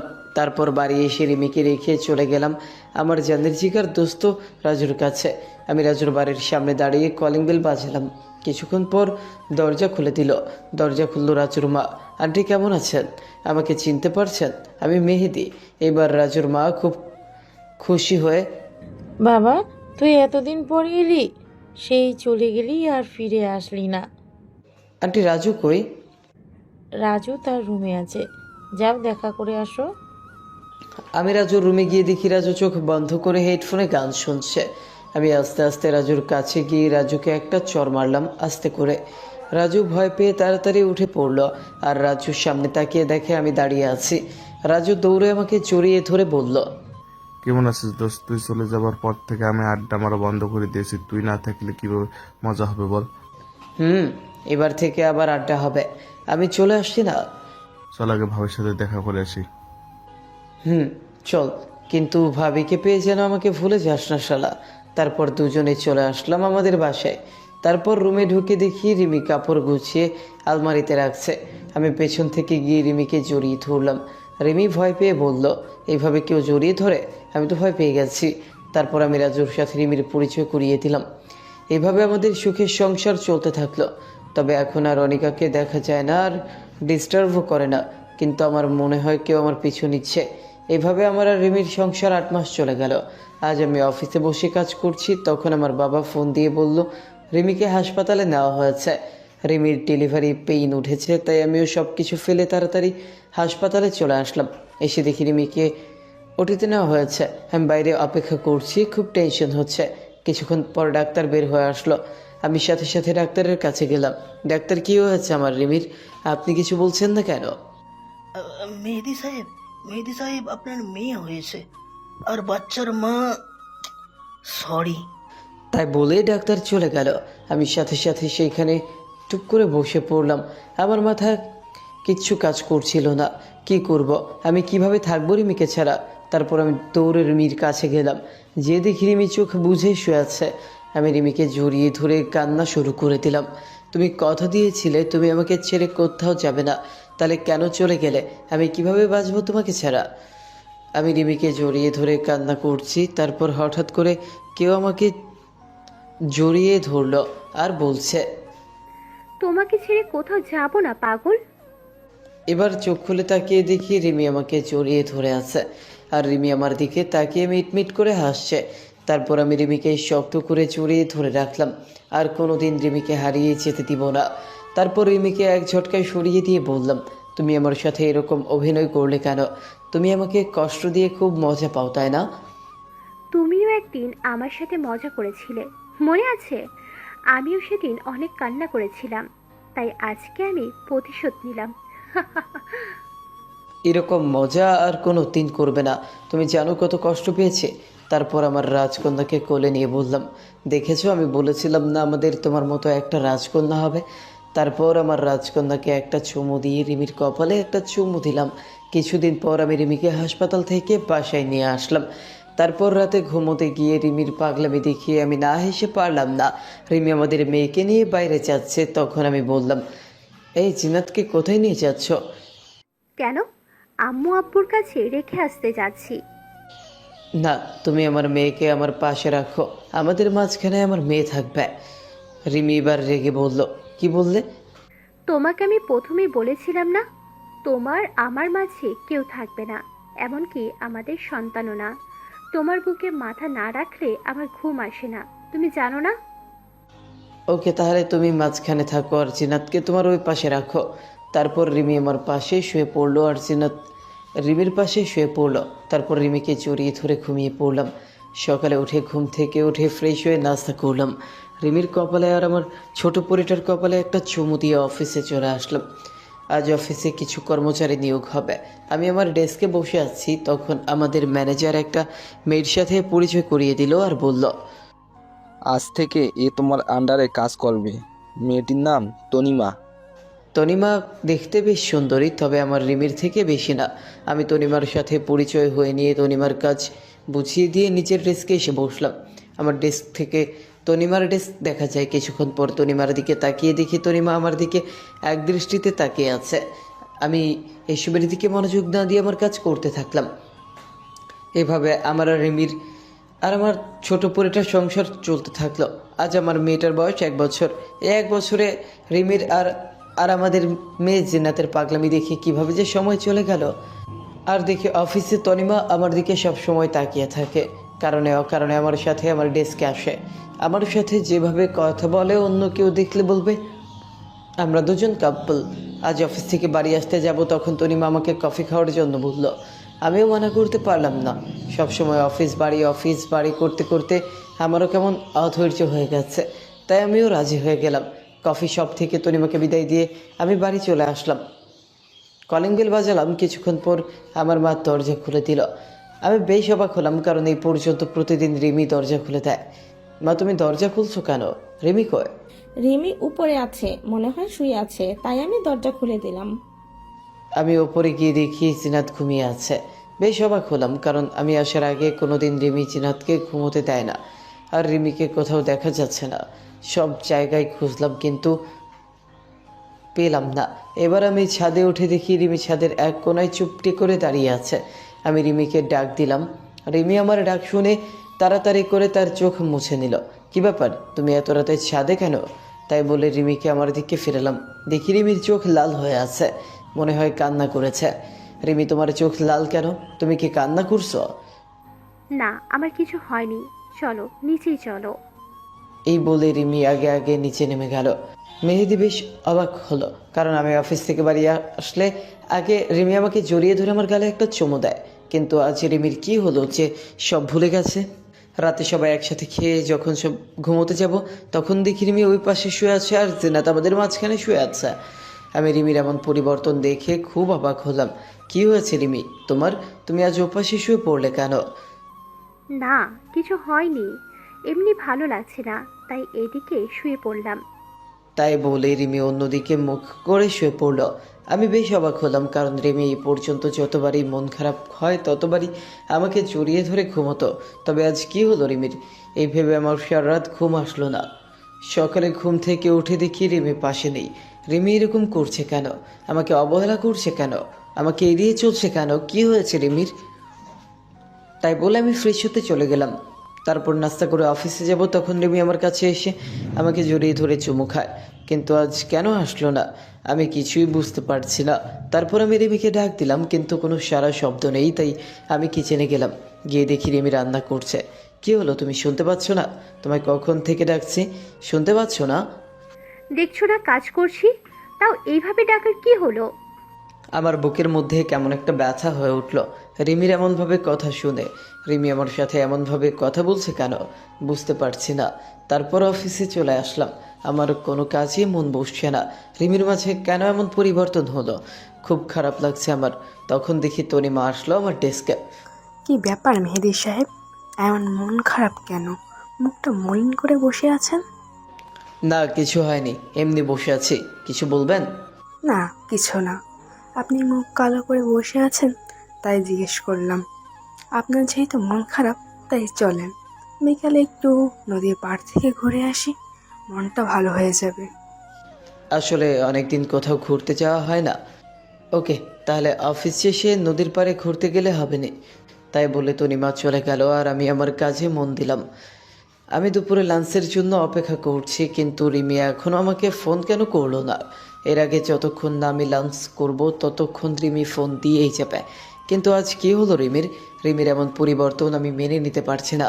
আমি আর দুপুরের লাঞ্চ করলাম না, বিকেলে অফিস শেষ করে ডেস্কে বসে আছি, তখন তনিমা আসলো আর আমি তনিমার সাথে একটা রিকশায় করে নদীর পাড়ে এলাম।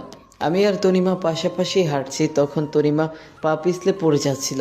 আমি কোনোভাবে তাকে ধরে ফেলি। তারপর তনিমাকে নিয়ে আরও কিছুক্ষণ পর যে যার বাড়ি চলে আসলাম। আমি আমার বাড়ির সামনে দাঁড়িয়ে কলিং বেল বাজালাম, কিন্তু এত দেরি তো কোনো দিন হয় না। কিছুক্ষণ পর আম্মু এসে দরজা খুলে দিল।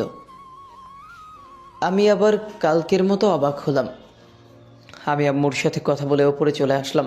এসে দেখি আমাদের মেয়ে জিনাত নিচে ঘুমিয়ে আছে আর রিমি বিছানায় এক কোণে বসে বসে মাথা নিচু করে কান্না করছে। আমি তাড়াতাড়ি করে জিনাতকে বিছানায় শুইয়ে দিলাম, তারপর রিমির কাছে গেলাম। রিমি, তুমি কাঁদছো কেন? আর জিনাত নিচে শুয়ে আছে কেন? জিনাতের তো ঠান্ডা লাগবে। আর কি হয়েছে তোমার, তুমি এইভাবে কান্না করছো কেন? আর তোমার মধ্যে এত পরিবর্তন কিভাবে আসলো? তুমি আজ লাঞ্চের সময় আমাকে ফোন করোনি কেন? আর দরজা মা খুলে দেয় কেন? কি হয়েছে তোমায়, কি হয়েছে তোমার, বলবে তো আমায়? পরিবর্তন আমার না, তোর হয়েছে। আমাকে এখন ভালো লাগে না, বললেই হতো। কেন আমার জীবন নিয়ে খেলা করিস? কি দোষ করেছি আমি যে আমার সাথে তুই এমন করবি? তোকে তো আমি নিজের জীবনের চাইতেও বেশি ভালোবাসি, তাহলে কেন তুই অন্য মেয়ের লুতুপুতু করিস? তোর কাছে তো শুধু আমি কিছু চাইনি, শুধু একটুকুও ভালোবাসা চেয়েছি। আর তুই কি না নিজের ঘরে বউ রেখে অন্য মেয়ের সাথে লুতুপুতু করিস? তুই এরকম লুচ্চা ছেলে আমি জানলে কোনোদিনও তোকে বিয়ে করতাম না। আমি এবার রিমিকে জোরে একটা চর মারলাম, কারণ রিমি যা বলছে আমি সব সহ্য করতে পারবো না। কিন্তু লুচ্চা বলেছে তাই আর নিজের রাগটাকে কন্ট্রোল করতে পারিনি, তাই একটা চর মারছি। দেখো রিমি, একদম আবল তাবল কথা বলবে না। আর তুমি কি বললে? আমি অন্য মেয়ের সাথে লুতুপুতু করছি, তাই না? তুমি ভাবলে কিভাবে আমি অন্য মেয়ের সাথে লুচ্চামি করছি? অন্তত তোমার মুখ থেকে আমি এই কথা আশা করিনি। তোমার কথাও ভুল হচ্ছে রিমি। আমি তোমাকে ছাড়া কোনো মেয়েকে ভাবতে পারি না। আর তুমি বলছো আমাকে আর ভালো না লাগলে ছেড়ে দাও। আমি একদম আবল তাবল কথা বলছি না, আমি যা বলছি সব সত্যি কথা।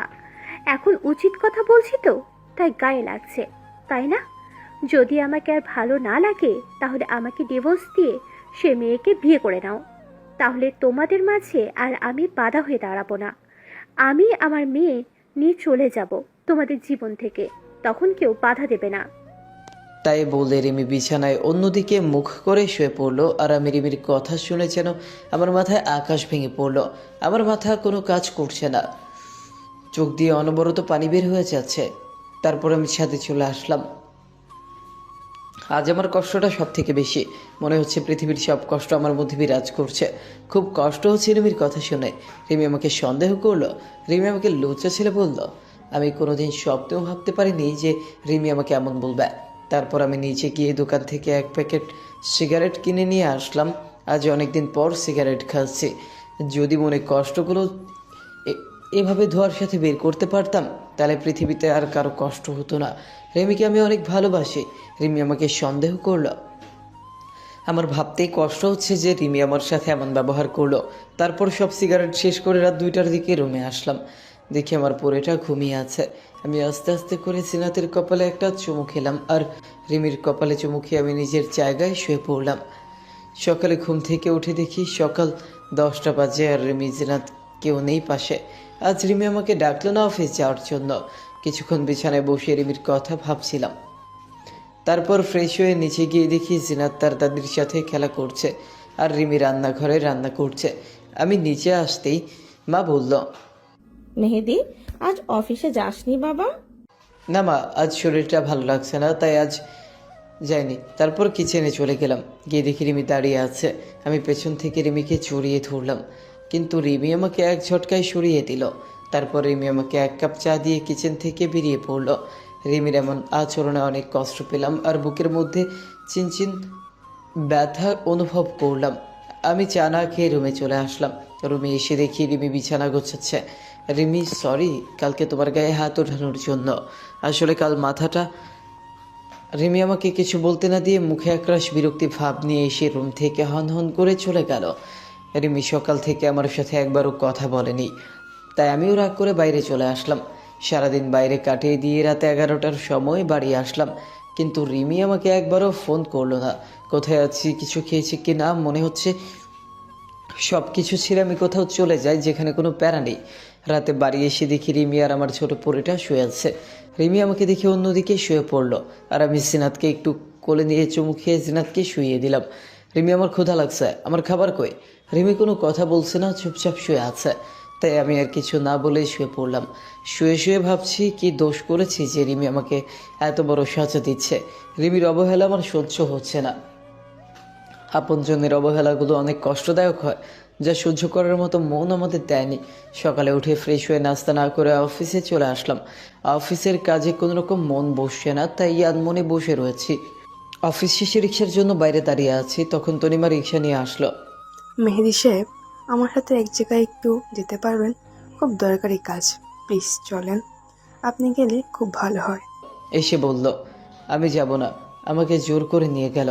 হঠাৎ করে রিক্সা থেমে গেল। আমি তাকে দেখি একটা হোটেলের নিচে দাঁড়িয়ে আছি। তারপর তনিমা আমার হাত ধরে টানতে টানতে নিয়ে গেল আর বলল, আমার এক কাজিনের সাথে দেখা করতে এসেছি। কিন্তু দেখা হয়নি, তাই আমরা আবার বেরিয়ে আসলাম। তারপর তনিমা আমাকে জোর করে ডিনার করালো। আমি আর কিছু বললাম না। তারপর ডিনার করে বাড়ি এসে কলিং বেল বাঁচালাম আর দেখলাম বাবা দরজা খুলল। বাবা, কেমন আছো তুমি? আর কখন আসলে তুমি? বাবা চাকরির কারণে বাইরে থাকে। বাবা কোনো কথা না বলে আমার গালে সজোরে 2 রাত চড় মারলো। তুই এরকম আমি কোনোদিন ভাবতে পারিনি। তোকে ছেলে হিসেবে পরিচয় দিতে আমার ঘৃণা হচ্ছে। তারপর বাবা চলে গেল। আমি মায়ের কাছে গেলাম, কিন্তু মা কোনো কথা না বলে আমার সামনে থেকে চলে গেল। আমি কিছুই বুঝতে পারছি না। তারপর আমি রুমে গিয়ে দেখি রিমি তার সব জামা কাপড় ব্যাগে গোছাচ্ছে, সাথে সিনাতের কাপড়গুলো। কী হলো রিমি, তুমি ব্যাগ গোছাচ্ছ কেন? কোথায় যাবে তুমি? আর কি হয়েছে, তুমি কান্না করছো কেন? কি হয়েছে তুমি শুনতে চাও? তুমি সবকিছু জেনেও কেন নাটক করছো? তুমি আমার সাথে নাটক করেছো। তুমি আমাকে ধোঁকা দিয়েছো। তোমার মতো একটা ধোঁকাবাজ ছেলের সাথে আমি আর থাকতে চাই না। আমি আজই চলে যাচ্ছি। তুমি আমাকে একবার বলতে পারতে আমাকে তোমার পছন্দ না। আমি হাসি মুখে চলে যেতাম তোমার জীবন থেকে। শুধু শুধু এত নাটক করার কোনো দরকার ছিল না। তুমি তাকে নিয়ে একসাথে রিস্কায় উঠেছো, নদীর পাড়ে ঘুরতে গেছো, তাকে জড়িয়ে ধরেছো, তার সাথে হোটেলে গিয়েছো। ছি ছি মেহেন্দি, অন্তত তোমার দ্বারা আমি এইসব কাজ আশা করিনি। কি বলছো এসব? আমি কেন অন্য মেয়ের সাথে হোটেলে যাব, নদীর পাড়ে যাব, আর কাকে জড়িয়ে ধরেছি? আমি তো কিছুই বুঝতে পারছি না। আমি জানি তুমি এরকম কথা বলবে। তুমি এখনো আমার সাথে নাটক করছো? তাহলে এগুলো কি বলো? এগুলোও সব নাটক? তাই বলে রিমি আমার সামনে কিছু ছবি ছুঁড়ে দিল। আমি ছবিগুলো দেখে নিজের চোখকে বিশ্বাস করতে পারলাম না। আমার চোখ কপালে উঠে গেছে, আমার মাথা কাজ করা বন্ধ করে দিয়েছে। আর রিমি যে ছবিগুলো আমার সামনে রাখলো সেগুলো সব আমার আর তনিমার পিক ছিল। আমি আর তনিমা একসাথে রিকশায় বসে আছি। তারপর আমি তনিমাকে জড়িয়ে ধরে আছি। আমি আর তনিমা একটা হোটেলে একটা রুমে উলঙ্গ অবস্থায় দাঁড়িয়ে আছি। আমার মাথা কেমন চক্কর দিয়ে উঠল। আমি তনিমার সাথে ঘুরে বেরিয়েছি, সেগুলো কেউ ছবি তুলে রিমির কাছে দিছে, আর রিমি সেগুলো দেখে ভুল বুঝলো। আর হোটেলের পিকটা এটা এডিট করা, কারণ আপনারা তো জানেন রিমি, তুমি এগুলো দেখে তুমি আমাকে সন্দেহ করছো। তনিমা আমার অফিসের কলিগ, তার সাথে একটু ঘুরতে গিয়েছিলাম, আর এই ছবিটা সম্পূর্ণভাবে এডিট করা, কারণ আমি আর তনিমা তার এক কাজিনের সাথে দেখা করতে গেছিলাম, আর কেউ চুপি চুপি ছবি তুলে এডিট করেছে। তুমি বিশ্বাস করো রিমি, তনিমা আমার কলিগ আর ফ্রেন্ড, তার বেশি আর কিছু না। কেউ প্ল্যান করে আমাদের সংসার নষ্ট করতে চেয়েছে। এত কিছু হওয়ার পরেও তুমি আমাকে বিশ্বাস করতে বলছো? রিস্কায় চড়া, জড়িয়ে ধরা, তাহলে সব এডিট করা? বলো। রিমি, তুমি বিশ্বাস করো, আমার আর তনিমার মধ্যে সেরকম কিছুই নেই। তুমি বোঝার চেষ্টা করো রিমি, আমি শুধু তোমাকেই ভালোবাসি। তোমার জায়গায় আমি অন্য কাউকে জায়গা দিব তুমি ভাবলে কিভাবে? আমি এত কিছু শুনতে চাই না। আমি তোমার কাছে আর থাকবো না। তুমি একটা বিশ্বাসঘাতক। তোমাকে বিশ্বাস করে ভুল করেছি আমি। তোমাকে আমি কি দিইনি? তোমাকে নিজে জীবনের চাইতেও আমি বেশি ভালোবাসতাম। আমি তো তোমার কাছ থেকে বেশি কিছু চাইনি, শুধু একটু ভালোবাসা চেয়েছি, আর ঘুমানোর জন্য তোমার বিশ্বস্ত বুকটাই চেয়েছিলাম। কেন তুমি এমন করলে? আমি মনে হয় তোমাকে তোমার মতো ভালোবাসতে পারিনি। ওই মেয়েটা মনে হয় তোমাকে খুব ভালোবাসে, তাই না? তবে তুমি চিন্তা করো না, তোমার আর তনিমার মধ্যে আমি বাধা হব না। পারলে আমাকে ক্ষমা করে দাও, তোমাকে নিজের করে রাখতে পারলাম না। তাই বলে রিমি ব্যাগ আর জিনাতকে নিয়ে চলে গেল। আমি রিমিকে কয়েকবার ডাকলাম, কিন্তু রিমি শুনল না, সোজা রুম থেকে চলে গেল। রিমির কথা শুনে চোখ দিয়ে টপ টপ করে পানি পড়ছে। তুমি আমার কথা বিশ্বাস করলে না রিমি, তোমার দেখাটাই তুমি সত্য মনে করে নিলে। এর পেছনে আসল ঘটনাটা তুমি না জেনেই আমাকে ছেড়ে চলে গেলে। তুমি আমাকে বিশ্বাস করতে পারোনি। তোমার মেহেদি শুধু তোমাকেই ভালোবাসে আর কাউকে না। হঠাৎ দেখি রিমি আবার রুমে আসলো। আমি রিমিকে দেখে মনে একটু শান্তি পেলাম, হয়তো রিমি তার ভুল বুঝতে পেরেছে। আমি চোখ মুছে রিমির দিকে তাকালাম। রিমি দৌড়ে এসে আমাকে শক্ত করে জড়িয়ে ধরলো। আমিও রিমিকে জড়িয়ে ধরলাম। আমি জানতাম তুমি ফিরে আসবে, কারণ তোমাকে ছাড়া আমি থাকতে পারবো না, আর তুমিও পারবে না আমাকে ছাড়া থাকতে। হঠাৎ রিমি আমাকে এক ঝটকায় দূরে সরিয়ে দিল, আর কাছে এসে আমার কপালে একটা চুমু দিয়ে আবার চলে গেল। আমি এক জায়গায় নীরব হয়ে দাঁড়িয়ে আছি, আমার হাঁটার কোনো শক্তি নেই। আমি বিছানার ওপর বসে পড়লাম, আর কান্না যেন থামছে না, অনবরত চোখ দিয়ে পানি বের হয়েই যাচ্ছে। তারপর রুমে মা আসলো। তোর জন্য আমার মেয়েটা আজ বাড়ি থেকে চলে গেল। তোকে নিজের ছেলে ভাবতেও লজ্জা হচ্ছে। তুই কেমন করে পারলি এমন একটা কাজ করতে? রিমি তোকে কত ভালোবাসে, আর তুই বাইরের একটা মেয়ের সাথে? ছি ছি ছি ছি ছি। মায়ের পা জড়িয়ে ধরে, মা তুমি বিশ্বাস করো, ওই মেয়ের সাথে আমার কোনো সম্পর্ক নেই। তোমরা আমাকে ভুল বুঝছো। আমি শুধু রিমিকেই ভালোবাসি। রিমিকে ছাড়া আমি থাকতে পারবো না মা। আমার জন্য রিমি আমাকে ভুল বুঝলো। আমাকে ক্ষমা করে দাও মা। তোকে বিশ্বাস করতেও আমার ভয় হচ্ছে। তুই যেদিন আমার মেয়েটাকে ফেরত নিয়ে আসবি, সেদিন আমি তোকে ক্ষমা করব, তার আগে না। তাই বলে মা রুম থেকে চলে গেল, আর আমি বসে বসে অঝোর ধারায় কান্না করছি। মা তুমিও আমাকে ভুল বুঝলে। আমি আপনজনের অবহেলা আর সইতে পারছি না। তারপর না খেয়ে ছাদে চলে আসলাম। আজ জ্যোৎস্না রাত কত সুন্দরভাবে আলো ছড়িয়ে দিচ্ছে, শুধু আমার মনের ভেতর অন্ধকার হয়ে আছে, আর সেখানে ঘুরে বেড়াচ্ছে কারো ফুল বুঝে ছেড়ে যাওয়ার কষ্ট, আর কারো অবহেলা। সারা রাত চাঁদের দিকে তাকে রাতটুকু পার করে দিলাম, আর অনবরত চোখ দিয়ে পানি পড়ছে। খুব কষ্ট হচ্ছে। আমার মনে হচ্ছে এই জীবনটা যদি এখনই থেমে যেত, তাহলে আমাকে আর কষ্ট পেতে হতো না। এভাবে রিমির কথা ভাবতে ভাবতে সকাল হয়ে গেছে। এখনও ছাদে বসে আছি। আজ আর অফিসে যাব না। কি হবে অফিসে গিয়ে? যার সুখের জন্য চাকরি করতাম সেই যদি আজ না থাকে, তাহলে কি হবে অফিসে গিয়ে? সারাদিন রুমে বসে কাটিয়ে দিলাম। কাল সকাল থেকে কিছু খাওয়া হয়নি, তাই বিকেলের সময় একটু নিচে গিয়ে দেখি মা বসে আছে। মা কিছু খেতে দাও, খুব ক্ষুধা পেয়েছে। রান্না হয়নি, আগে তুই আমার মেয়েটাকে নিয়ে আসবি, তারপরে তুই এই বাড়ির খাবার পাবি, তার আগে না।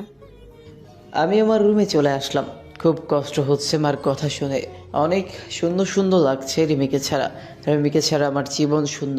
রিমিকে আমার কাছে ফিরিয়ে নিয়ে আসতেই হবে। আমি তখনই শর্ট প্যান্ট চেঞ্জ করে বাইরে বেরিয়ে আসলাম। উদ্দেশ্য রিমিদের বাড়ি।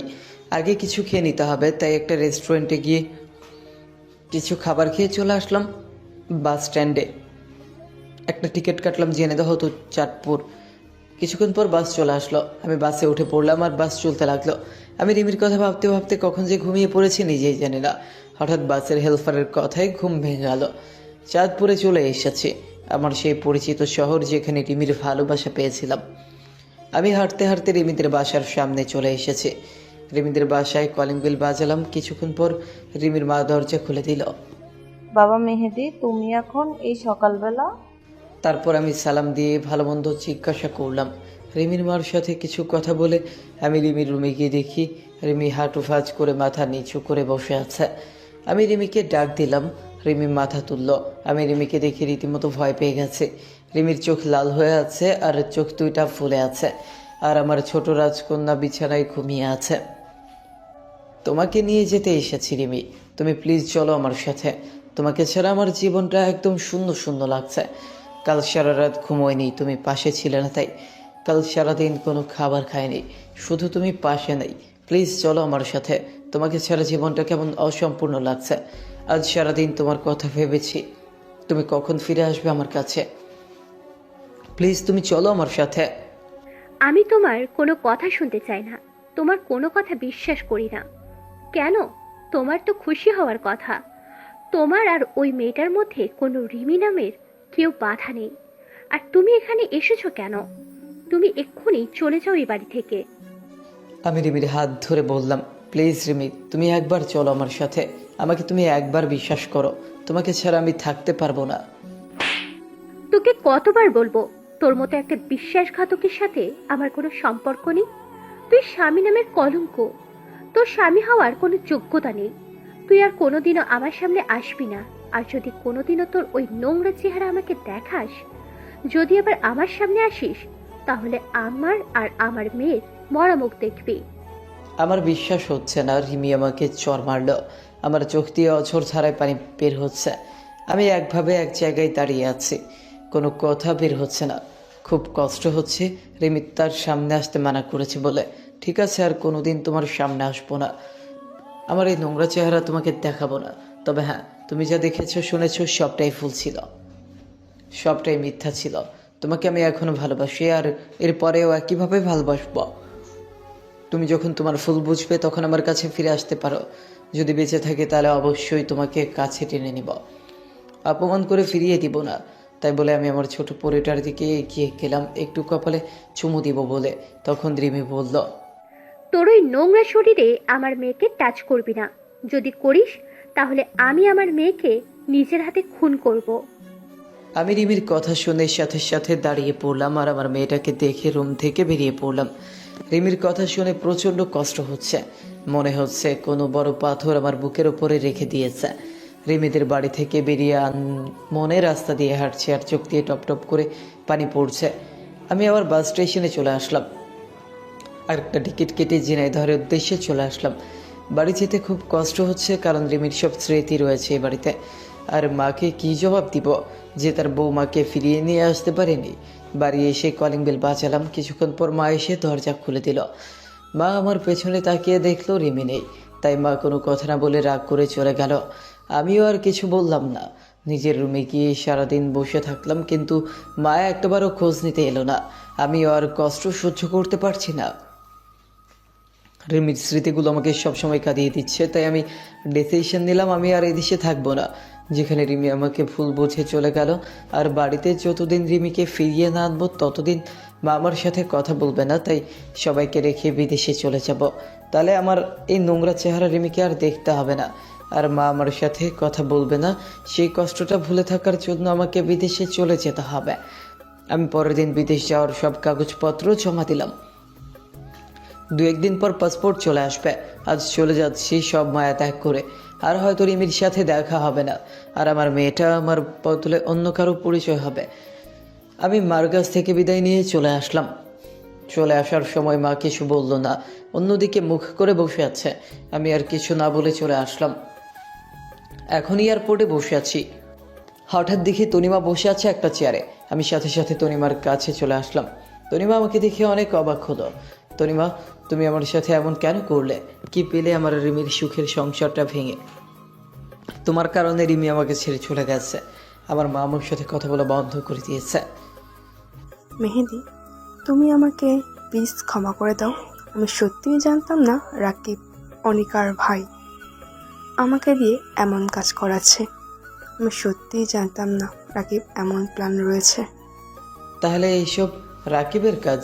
আমি এক্ষুনি গিয়ে রিমির ফুল ধারণা সব মুছে দিব, আর সাথে তুমিও যাবে। হঠাৎ করে রিমির বলা কথাগুলো সব মনে পড়ে গেল। রিমি বলেছিল আমি যদি তার সামনে চাই তাহলে তার মরা মুখ দেখতে হবে। আমি চাই না আমার জন্য রিমি আর আমার মেয়ের কোনো ক্ষতি হোক। কি হলো, দাঁড়িয়ে গেলে কেন? চলো। তারপর আমি রিমির সাথে ঘটে যাওয়া সব কথা তনিমাকে বললাম, আর ওখান থেকে চলে আসলাম। ফ্লাইট এখনই টেক অফ করবে, তখন অনেক দেরি হয়ে যাবে, আর আমি মনে হয় কখনো এই দেশে নাও আসতে পারি। এই বলে আমি চলে আসলাম আর বিমানে উঠে পড়লাম। আমি ফ্লাইটে উঠে রিমির কথা ভাবছি যে রিমি আমাকে কেমন করে ফুল বুঝতে পারলো।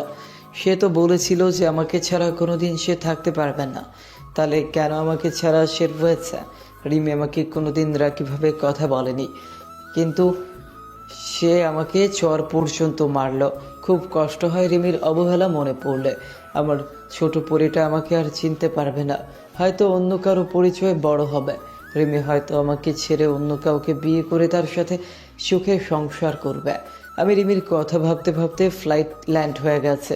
আমি এখন সিঙ্গাপুর আসছি, কেউ জানে না আমি কোন দেশে এসেছি। হয়তো কেউ আমার কথা মনে রাখবে না, সবার অবহেলার কারণ আমাকে সবাই ভুলে যাবে। আমি সিঙ্গাপুর একটা জব করছি, এখন রিমির কথা খুব বেশি করে মনে পড়ে, আর রাতে রিমির কথা ভেবে ঘুম হয় না। রিমি সব সময় আমার বুকে মাথা রেখে ঘুমায়, আর এখন ঘুমোতে গেলে রিমির কথা মনে হয়। এভাবে সিঙ্গাপুরে আমার 5টি বছর কেটে গেল। এই 5 বছর এমন কোনো দিন নেই যে রিমির জন্য আমার চোখের পানি পড়েনি। এখনও রিমিকে আমি ভুলতে পারিনি, আর আমার ছোট পরিটা মনে হয় এখন অনেক বড় হয়ে গেছে।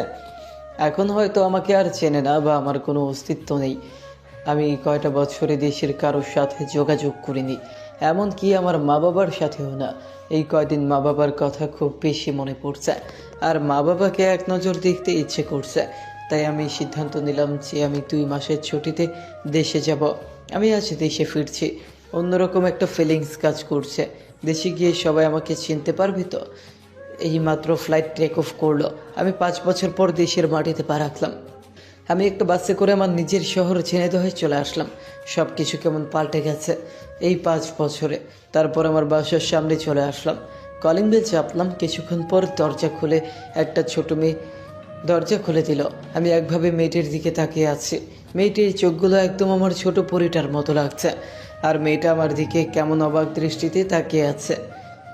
মামুনি, কে তুমি? আর এই বাড়িতে কি করছো?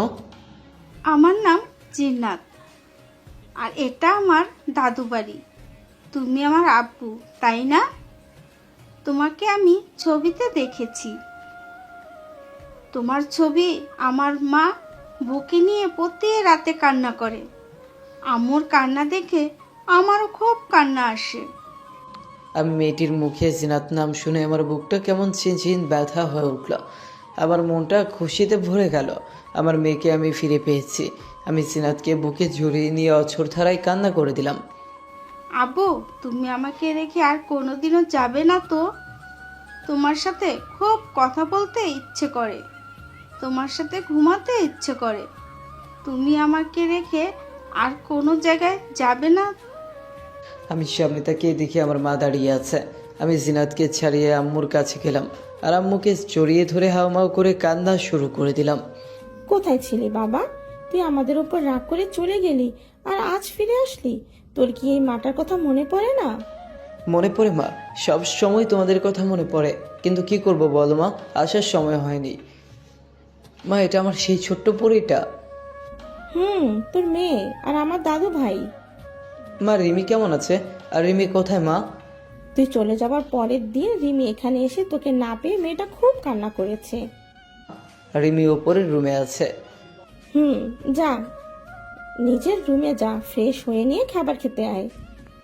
আমি জিনাতের কপালে একটা চুমু খেয়ে আমি সেই পুরনো রুমে চলে আসলাম, যেখানে আমার আর রিমির সুখের দিনগুলো কাটিয়েছিলাম।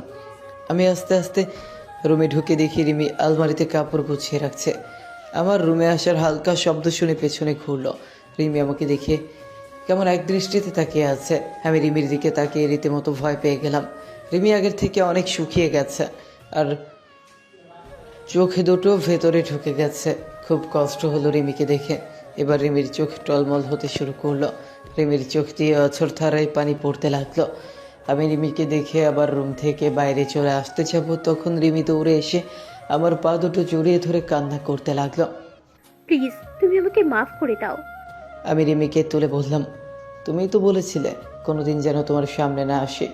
আমি তো একটা বিশ্বাসঘাতক, আমার চেহারাটা নোংরা, আর তুমি আমার মতো একটা নোংরা ছেলের পা ধরেছ। আমি তো নোংরা, আমার পা ধরলে তোমার শরীরও নোংরা হয়ে যাবে, তাই আমাকে ছেড়ে দাও। রিমি এবার কোনো কথা বলছে না, চুপ করে মাথা নিচু করে দাঁড়িয়ে আছে আর চোখ দিয়ে টপ টপ করে পানি পড়তে থাকলো। আমি ব্যাগটা রেখে ফ্রেশ হতে চলে গেলাম। আমি ফ্রেশ হয়ে এসে দেখি রিমি সে একই জায়গায় মাথা নিচু করে দাঁড়িয়ে আছে। আমি কোনো কথা না বলে নিচে চলে আসলাম খাবার খেতে। আমি মা আর জিনাত খেতে বসলাম। জিনাতকে আমার পাশে বসিয়ে দিলাম। আমি খাচ্ছি আর জিনাতকে খাইয়ে দিচ্ছি। রিমি আসলো আর আমি খাবার টেবিল থেকে উঠে পড়লাম। তারপর আমি রুমে এসে শুয়ে আছি। তখন জিনাত আসলো। জিনাত আমার পাশে শুয়ে পড়লো আমাকে জড়িয়ে ধরে। কিছুক্ষণ পর রিমি এসে আমার পাশে শুতে গেল আর তখনই আমি সরে গিয়ে জিনাতকে মাঝখানে রাখলাম। রিমি আমার দিকে কেমন মলিন দৃষ্টিতে তাকিয়ে রইল। মনে হচ্ছে এখনই চোখ দিয়ে টপ টপ করে পানি পড়বে। তারপর আমরা ঘুমিয়ে পড়লাম। সকালে উঠে দেখি রিমি বিছানায় নেই। আমি ফ্রেশ হয়ে নাস্তা করে বাইরে ঘুরতে বের হলাম। উদ্দেশ্য রাজুর বাড়ি। আমি রাজুর বাসায় গিয়ে রাজুর সাথে দেখা করলাম। রাজু আবার বিয়ে করেছে।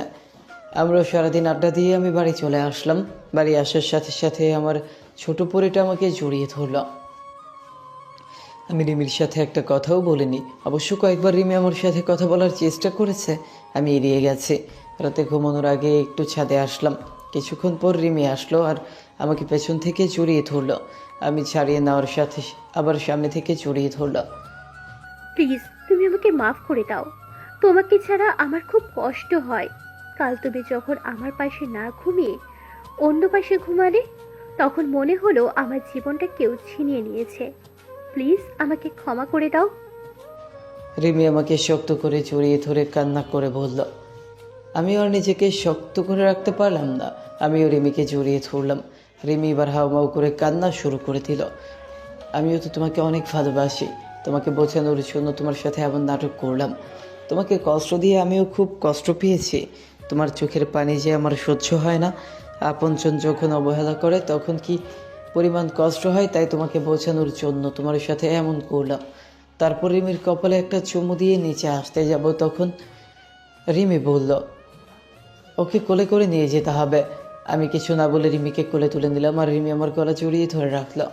তারপর রুমে এসে বিছানায় শুয়ে পড়লাম। তখন জিনাত এসে বলল, আব্বু তুমি আম্মুকে নিয়ে শুয়ে পড়লে?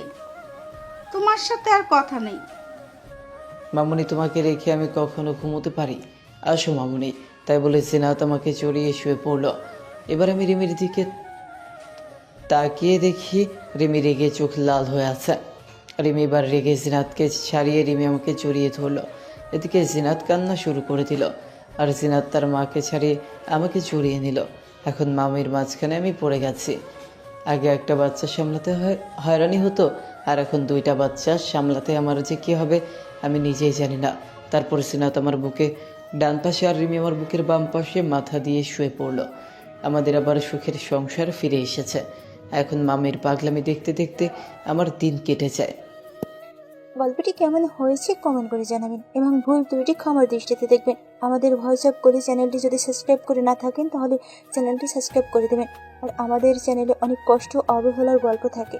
যদি আপনারা শুনতে পছন্দ করেন বা শুনতে ভালো লাগে তাহলে চ্যানেলটি সাবস্ক্রাইব করতে একদমই ভুলবেন না। ধন্যবাদ।